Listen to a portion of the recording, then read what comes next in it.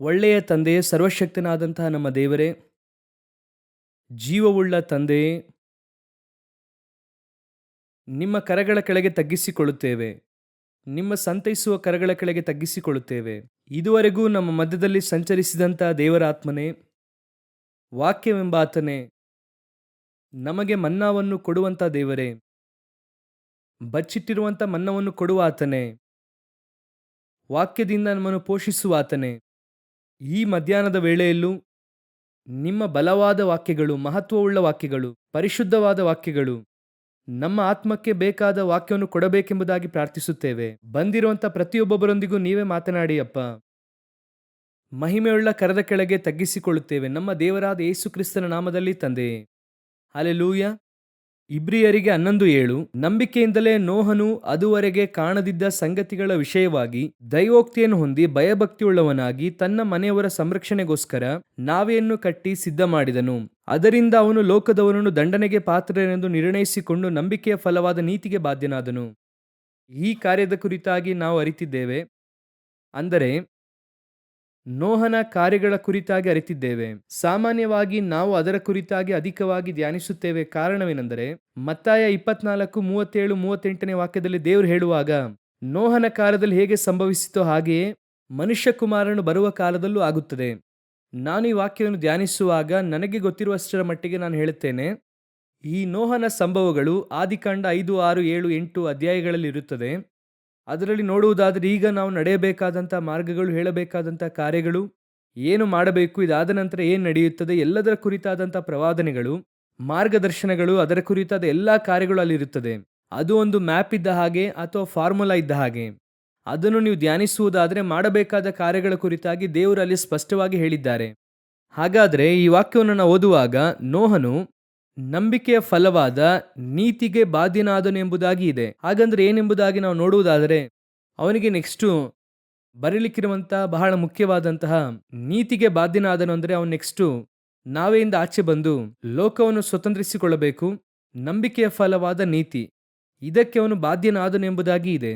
So ಆ success ಅನ್ನು ಅವನು ಹೊಂದುವುದಕ್ಕೆ ಕೆಲವು ಕಾರ್ಯಗಳನ್ನು ಅವನು ಮಾಡಬೇಕಾಯಿತು ಎಂಬುದಾಗಿ ನೋಡುತ್ತೇವೆ.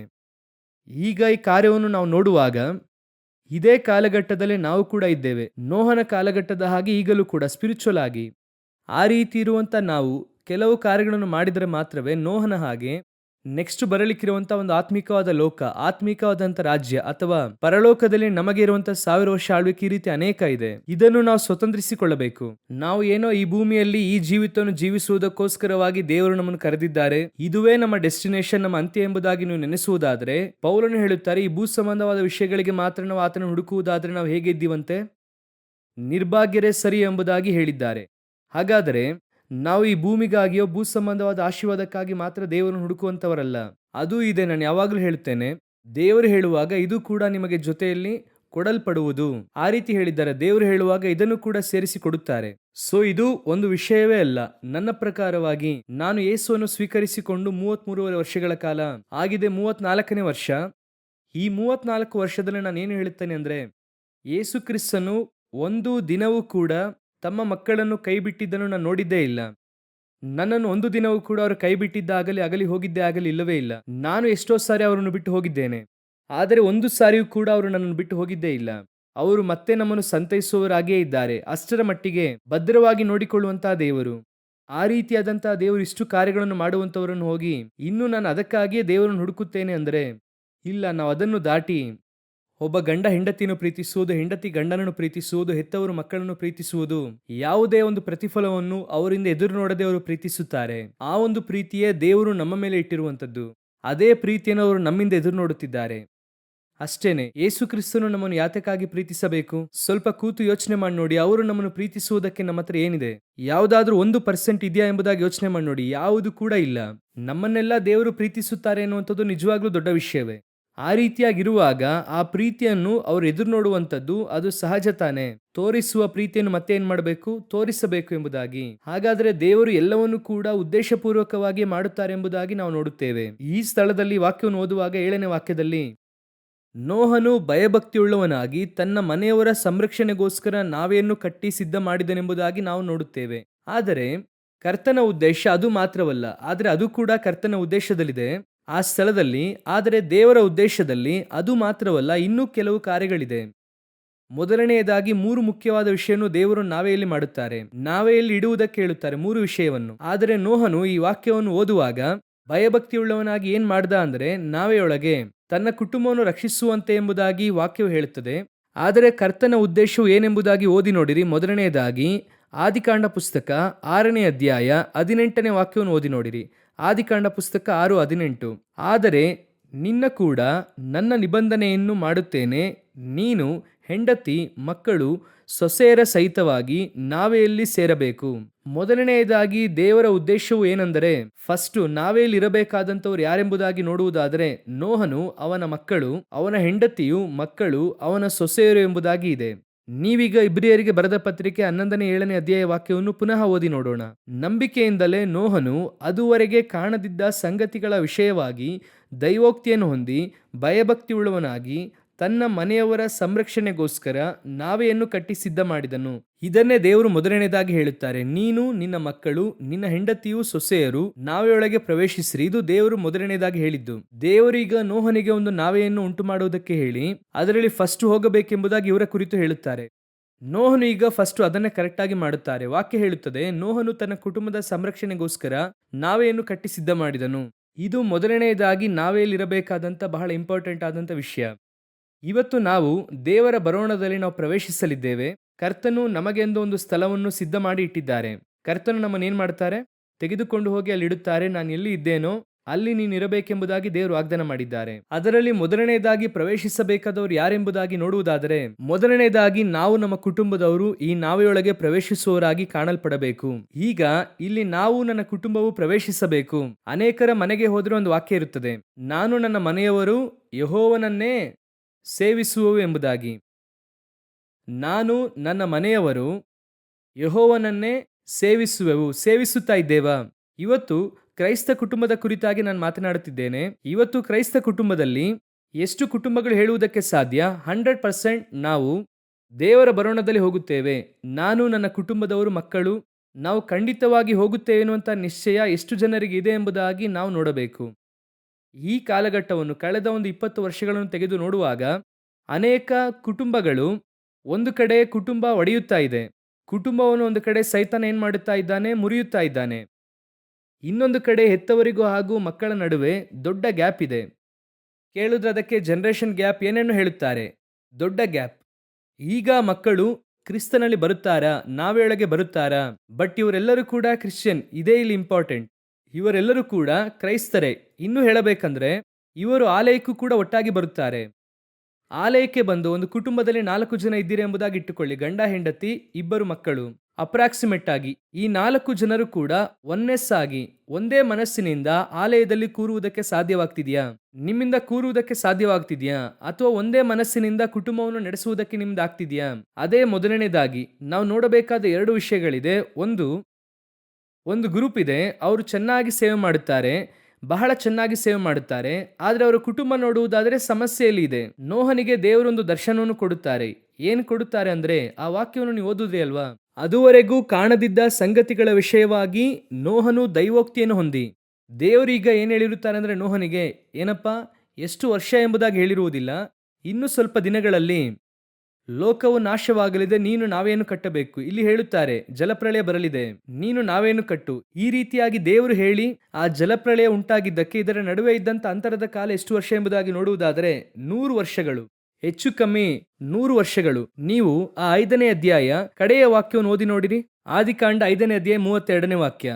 ನೋಹನು 500 ವರ್ಷದವನಾದಾಗ ಶೇಮ್, ಆಮ್, ಯಾಫೆತ್ ಎಂಬ 3 ಮಂದಿ ಮಕ್ಕಳನ್ನು ಪಡೆದನು. 7ನೇ ಅಧ್ಯಾಯ 11ನೇ ವಾಕ್ಯ.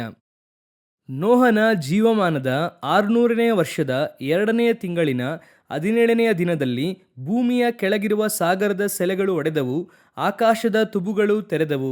ಹೆಚ್ಚು ಕಮ್ಮಿ ನೋಹನೊಂದಿಗೆ ದೇವರು ಮೊದಲನೇ ಸಾರಿ ದರ್ಶನ ಕೊಟ್ಟು ಮಾತನಾಡುವುದಕ್ಕೆ ಆರಂಭಿಸಿ ಜಲಪ್ರಳಯ ಬರುವುದಕ್ಕೆ 100 ವರ್ಷ, ಕೆಲವು ವೇದ ಪಂಡಿತರು 120 ವರ್ಷ ಎಂದು ಹೇಳುತ್ತಾರೆ.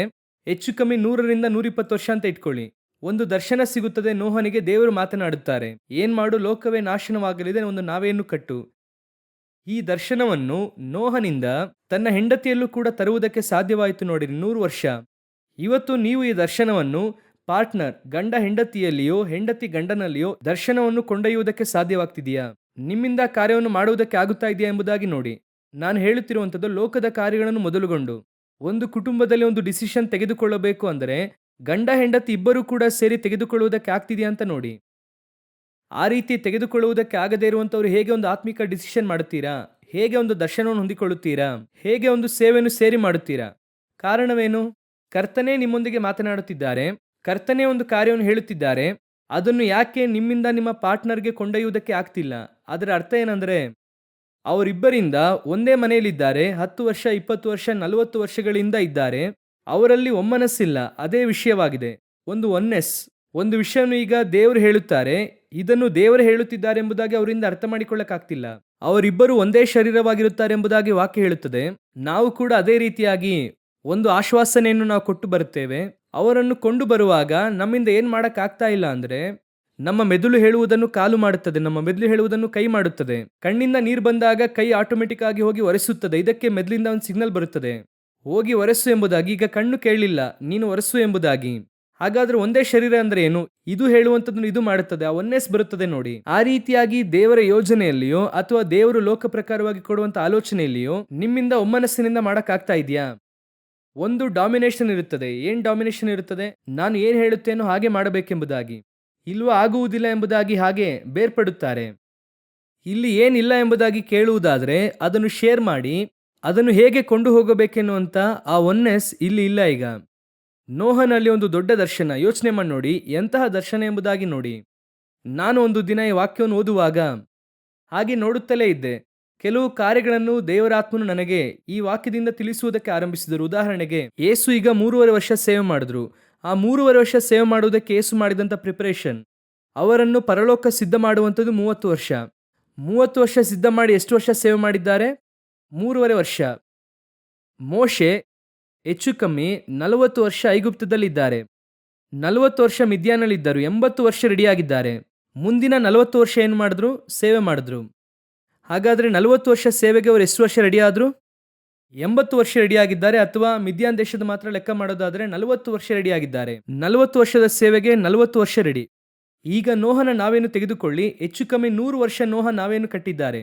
ಆದರೆ ನಾವೇ ಇದ್ದಂತಹ ಸಮಯ ಎಷ್ಟೆಂಬುದಾಗಿ ನೋಡುವುದಾದರೆ ನೆಕ್ಸ್ಟ್ ಈಗ ಇದು 600ನೇ ವರ್ಷದಲ್ಲಿ ಬಂತ. ಮುಂದಿನ ಅಧ್ಯಾಯದಲ್ಲಿ ಓದುವುದಾದರೆ 601ನೇ ವರ್ಷ 1ನೇ ತಿಂಗಳು ಏನಾಯ್ತಂದ್ರೆ ನೋಹನು ನಾವೇನು ಬಿಟ್ಟು ಆಚೆ ಬರುತ್ತಾರೆ. ಸೊ ಹೆಚ್ಚು ಕಮ್ಮಿ 1 ವರ್ಷಗಳ ಕಾಲ ನಾವೇ ಕೆಲಸ ಮಾಡಿದೆ. ಒಟ್ಟಾಗಿ ನಾವೇ ಕೆಲಸ ನಿರ್ವಹಿಸಿದ ಎಷ್ಟು ವರ್ಷ? 1 ವರ್ಷ. ಆದರೆ ಪ್ರಿಪರೇಷನ್ ಎಷ್ಟು ವರ್ಷ? 100 ವರ್ಷ. 100 ವರ್ಷ ಪ್ರಿಪೇರ್ ಆದ್ರೆ 1 ವರ್ಷ ಕೆಲಸ. 40 ವರ್ಷ ಪ್ರಿಪೇರ್ ಆದ್ರೆ 40 ವರ್ಷ ಸೇವೆ. 30 ವರ್ಷ ಪ್ರಿಪೇರ್ ಆದ್ರೆ 3 ವರ್ಷ ಸೇವೆ. ಇದನ್ನು ನೋಡುವಾಗ ಸ್ವಲ್ಪ ಆಡಾಗಿತ್ತು. ಆಡಂದ್ರೆ ಏನಪ್ಪ ಇದು, ಇಷ್ಟು ವರ್ಷಗಳ ಕಾಲ ಪ್ರಿಪೇರ್ ಆದ್ರೆ ಮಾತ್ರವೇ ಇಷ್ಟು ವರ್ಷ ಸೇವೆ ಮಾಡುವುದಕ್ಕೆ ಸಾಧ್ಯವಾ? ಆ ರೀತಿಯಾಗಿ ಯೋಚನೆ ಮಾಡುತ್ತಾ ಇರುವಾಗ ಈ ಪ್ರಶ್ನೆ ಬರುತ್ತಾ ಇದೆ ಅಂದ್ರೆ ದೇವರಾತ್ಮನು ಕೊಡುತ್ತಿದ್ದಾರೆ ಎಂದು ಅರ್ಥ. ಹಾಗೆ ಯೋಚನೆ ಮಾಡುತ್ತಾ ಇರುವಾಗ ದೇವರಾತ್ಮನು ಹೇಳಿದ್ರು, ಈಗ ಸ್ವಲ್ಪ ನೀನು ಯೋಚನೆ ಮಾಡಿ ನೋಡು. ಈಗ ನೋಹನ ಆ ನಾವೆಯು 1 ವರ್ಷ ಮಾತ್ರ ಕೆಲಸ ಮಾಡಿತು, ಆದರೆ ಆ ಸೇವೆಯ ಎಫೆಕ್ಟ್ ನೋಡು ಎಂಬುದಾಗಿ ಹೇಳಿದ್ರು. ನೋಹನು ನಾವೆಯೊಳಗೆ ಇದ್ದು ಆಚೆ ಬಂದದ್ದು ಮುಂದಿನ 4000 ವರ್ಷಗಳು ನಾವು ಈ ಭೂಮಿಯಲ್ಲಿದ್ದೇವೆ. ಆ 1 ವರ್ಷದ ಸೇವೆಯ ಎಫೆಕ್ಟ್ ಹೇಗೆ? 4000 ವರ್ಷಗಳಿಂದ ಈ ಭೂಮಿಯಲ್ಲಿ ಮೃಗಗಳು ನಾವೆಲ್ಲರೂ ಇರುವುದಕ್ಕೆ ಕಾರಣವೇ ಆ ನೋವ ನಾವೇ ಮಾಡಿದಂಥ 1 ವರ್ಷ ಸೇವೆ. 40 ವರ್ಷಗಳ ಕಾಲ ಸೇವೆಯನ್ನು ಮಾಡಿದ್ರು ಮೋಶೆ. ಆದರೆ ಅವರಿಗೆ ಕೊಟ್ಟಂತ ಪ್ರಮಾಣವೇ ಮುಂದಿನ 2000 ವರ್ಷಗಳು. ಯೇಸು ಕ್ರಿಸ್ತನು 3.5 ವರ್ಷ ಮಾತ್ರ ಸೇವೆ ಮಾಡಿದ್ರು. ಈಗ 2000 ವರ್ಷಗಳು. ಅದಕ್ಕೂ ಮುಂಚೆ 2000 ವರ್ಷಗಳು ಪಾತಾಳದಲ್ಲಿದ್ದವರು. ಆನಂತರ ಯೇಸುವಿನಿಂದ ಇಂದಿನ ತನಕ 2000 ವರ್ಷಗಳು. ನಾವೆಲ್ಲರೂ ಸಾಯುವಂತವರು, ರಕ್ಷಿಸಲ್ಪಡುವಂತ ಎಲ್ಲಾ ಕಾರ್ಯಗಳು ಕೂಡ ಅದೆಲ್ಲವೂ ಆ 3.5 ವರ್ಷ ಸೇವೆಯಲ್ಲಿ ಮಾಡಲ್ಪಟ್ಟಿದ್ದು. ನಾವು ಎಷ್ಟು ವರ್ಷ ಸೇವೆ ಮಾಡುತ್ತೇವೆ ಎನ್ನುವಂಥದ್ದು ಮುಖ್ಯವಲ್ಲ, ಹೇಗೆ ಮಾಡುತ್ತೇವೆ ಎನ್ನುವಂಥದ್ದೇ ಮುಖ್ಯ. ನಮ್ಮ ಎಫೆಕ್ಟ್ ಭೂಮಿಯಲ್ಲಿ ಎಷ್ಟರ ಮಟ್ಟಿಗೆ ಇರುತ್ತದೆ ಎನ್ನುವಂಥದ್ದೇ ಮುಖ್ಯ. ಈಗ ಯೋಚನೆ ಮಾಡಿ ನೋಡಿ, ನಾವೆಯೊಳಗೆ 1 ವರ್ಷವೇ ಆ ನಾವೇನು ರೆಡಿ ಮಾಡುತ್ತಾರೆ. ಕೂತು ನೋಹನು ನಾವೇನು ರೆಡಿ ಮಾಡುತ್ತಾರೆ. ಆದರೆ ಆ ದರ್ಶನ ಇದೆಯಲ್ಲ, ಆ ದರ್ಶನವನ್ನು ಆ ಕುಟುಂಬಕ್ಕೆ ಕೊಂಡೊಯ್ಯುವಂತಹ ವಿಷಯ ಇದೆಯಲ್ಲ, ನೋಹನು ಈಗ ಹೇಳಿದ ಕೂಡಲೇ 100 ವರ್ಷದಿಂದ ಹೇಳುತ್ತಾ ಇದ್ದೀರಾ. ನೀವು ಬರುತ್ತದೆ ಬರುತ್ತದೆ ಜಲಪ್ರಳಯ ಬರುತ್ತದೆ ಅಂತ ಹೇಳ್ತಾ ಇದ್ದೀರಾ. ಆದರೆ ಬಂತ ಅಂತ ನೋಡಿದ್ರೆ ಬಂದ ಹಾಗೆ ಕಾಣಲಿಲ್ವಲ್ಲ. ಸ್ವಲ್ಪ ಕೂಡ ಒಂದು ಮಳೆ ಕೂಡ ಬಂದಿಲ್ವಲ್ಲ. ಹಾಗೆ ತಾನೇ ನ್ಯಾಯವಾಗಿ ಕೇಳಬೇಕು. ದೇವರು ಏನು ಹೇಳುತ್ತಾರೆ ಎಂಬುದಾಗಿ ಕೇಳಬೇಕು. ಅದು ನಿಮ್ಮ ಇಷ್ಟಕ್ಕನುಸಾರವಾಗಿ ಹೇಳುತ್ತಾರೆ ಎಂಬುದಾಗಿ ಕೇಳಬಾರದು. ನಾನು ಹೇಳುವುದು ಗಂಡನಿಗೂ ಅನ್ವಯಿಸುತ್ತದೆ. ನಾನು ಹೆಂಡತಿಗೆ ಮಾತ್ರ ಹೇಳುತ್ತಿಲ್ಲ, ಗಂಡನಿಗೂ ಅನ್ವಯಿಸುತ್ತದೆ. ಇಬ್ಬರಿಗೂ ಕೂಡ ದೇವರು ಏನೋ ಒಂದು ಕಾರ್ಯ ಹೇಳುತ್ತಾ ಇದ್ದಾರೆ ಅಂದ್ರೆ ಅದು ದೇವರು ಹೇಳುತ್ತಿದ್ದಾರೆ ಅಂತ ನೋಡಬೇಕು. ಅದು ದೇವರು ಹೇಳಿದಂತ ವಿಷಯವಾಗಿ ಮೊದಲು ಇರಬೇಕು. ಅದನ್ನು ಇಬ್ಬರು ಕೂಡ ಒಟ್ಟಾಗಿ ಸೇರಿ ಮಾಡಬೇಕು. ಇಲ್ಲ ಅಂದ್ರೆ ಆ ದರ್ಶನ ನೆರವೇರಿಸುವುದು ಬಹಳ ಕಷ್ಟ. ಅನೇಕ ಸಮಯದಲ್ಲಿ ಅನೇಕರ ಜೀವಿತದಲ್ಲಿ ದೇವರು ಕೊಟ್ಟಂತ ದರ್ಶನ ನೆರವೇರದೇ ಇರುವುದಕ್ಕೆ ಅದೇ ಕಾರಣ. ನೀವು ದೇವರು ಕೊಡುವಂತಹ ದರ್ಶನವನ್ನು ಹೊರುವಂತವರಾಗಿ ಮಾರ್ಪಡಿ.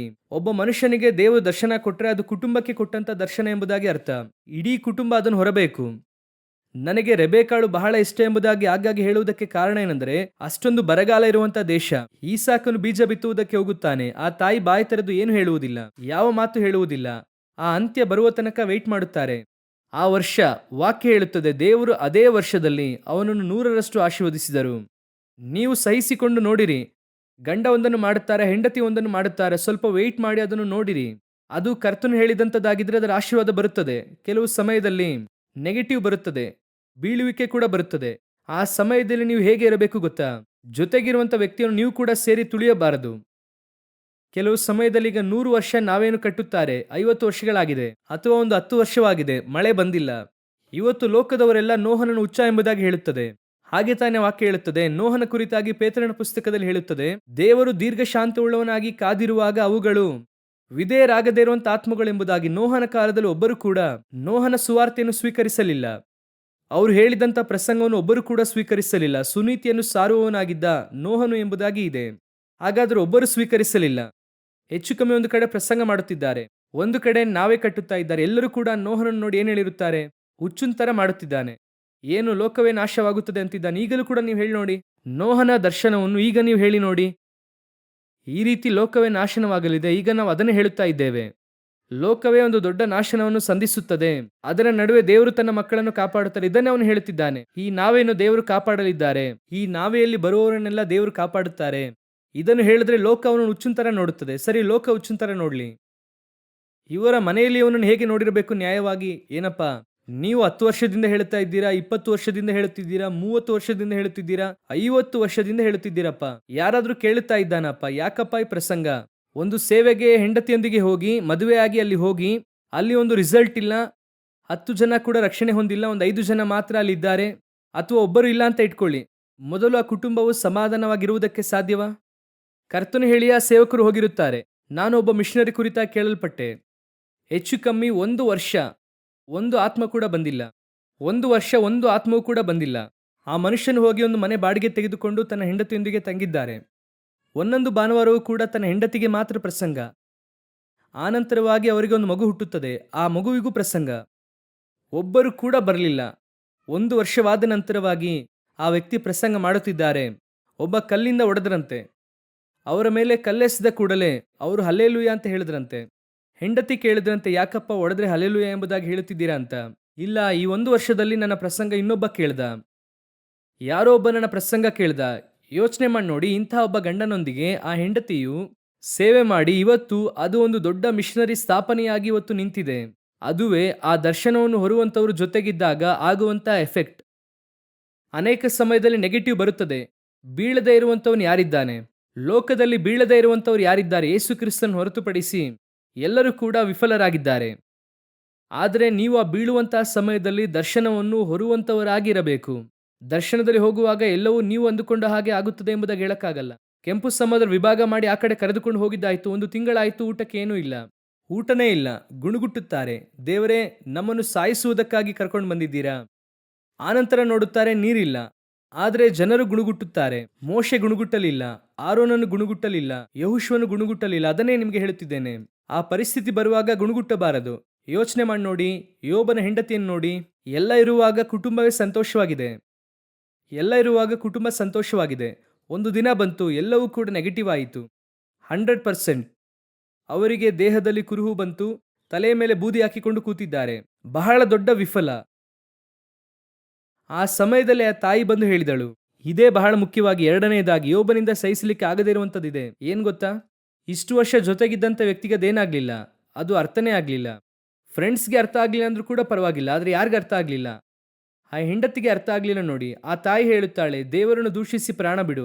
ಯೋಚನೆ ಮಾಡಿ ನೋಡಿ, ನಾನು ಆ ತಾಯಿಯ ಕುರಿತಾಗಿ ತಪ್ಪಾಗಿ ಹೇಳುತ್ತಿಲ್ಲ. ಯಾವಾಗಲೂ ಆ ತಾಯಿಯ ಕುರಿತು ಒಳ್ಳೆಯದನ್ನು ಯೋಚನೆ ಮಾಡಿ ನೋಡುತ್ತೇನೆ. ಏನೋ ಅವಸರದಲ್ಲಿ ಆ ರೀತಿಯಾಗಿ ಮಾತನಾಡಿದ್ರು, ಆದರೆ ಕಡೆಯದಾಗಿ ಎಲ್ಲ ಬಿಟ್ಟು ಹೋದ್ರು, ಆ ತಾಯಿ ಮಾತ್ರ ಬಿಟ್ಟು ಹೋಗಲಿಲ್ಲ.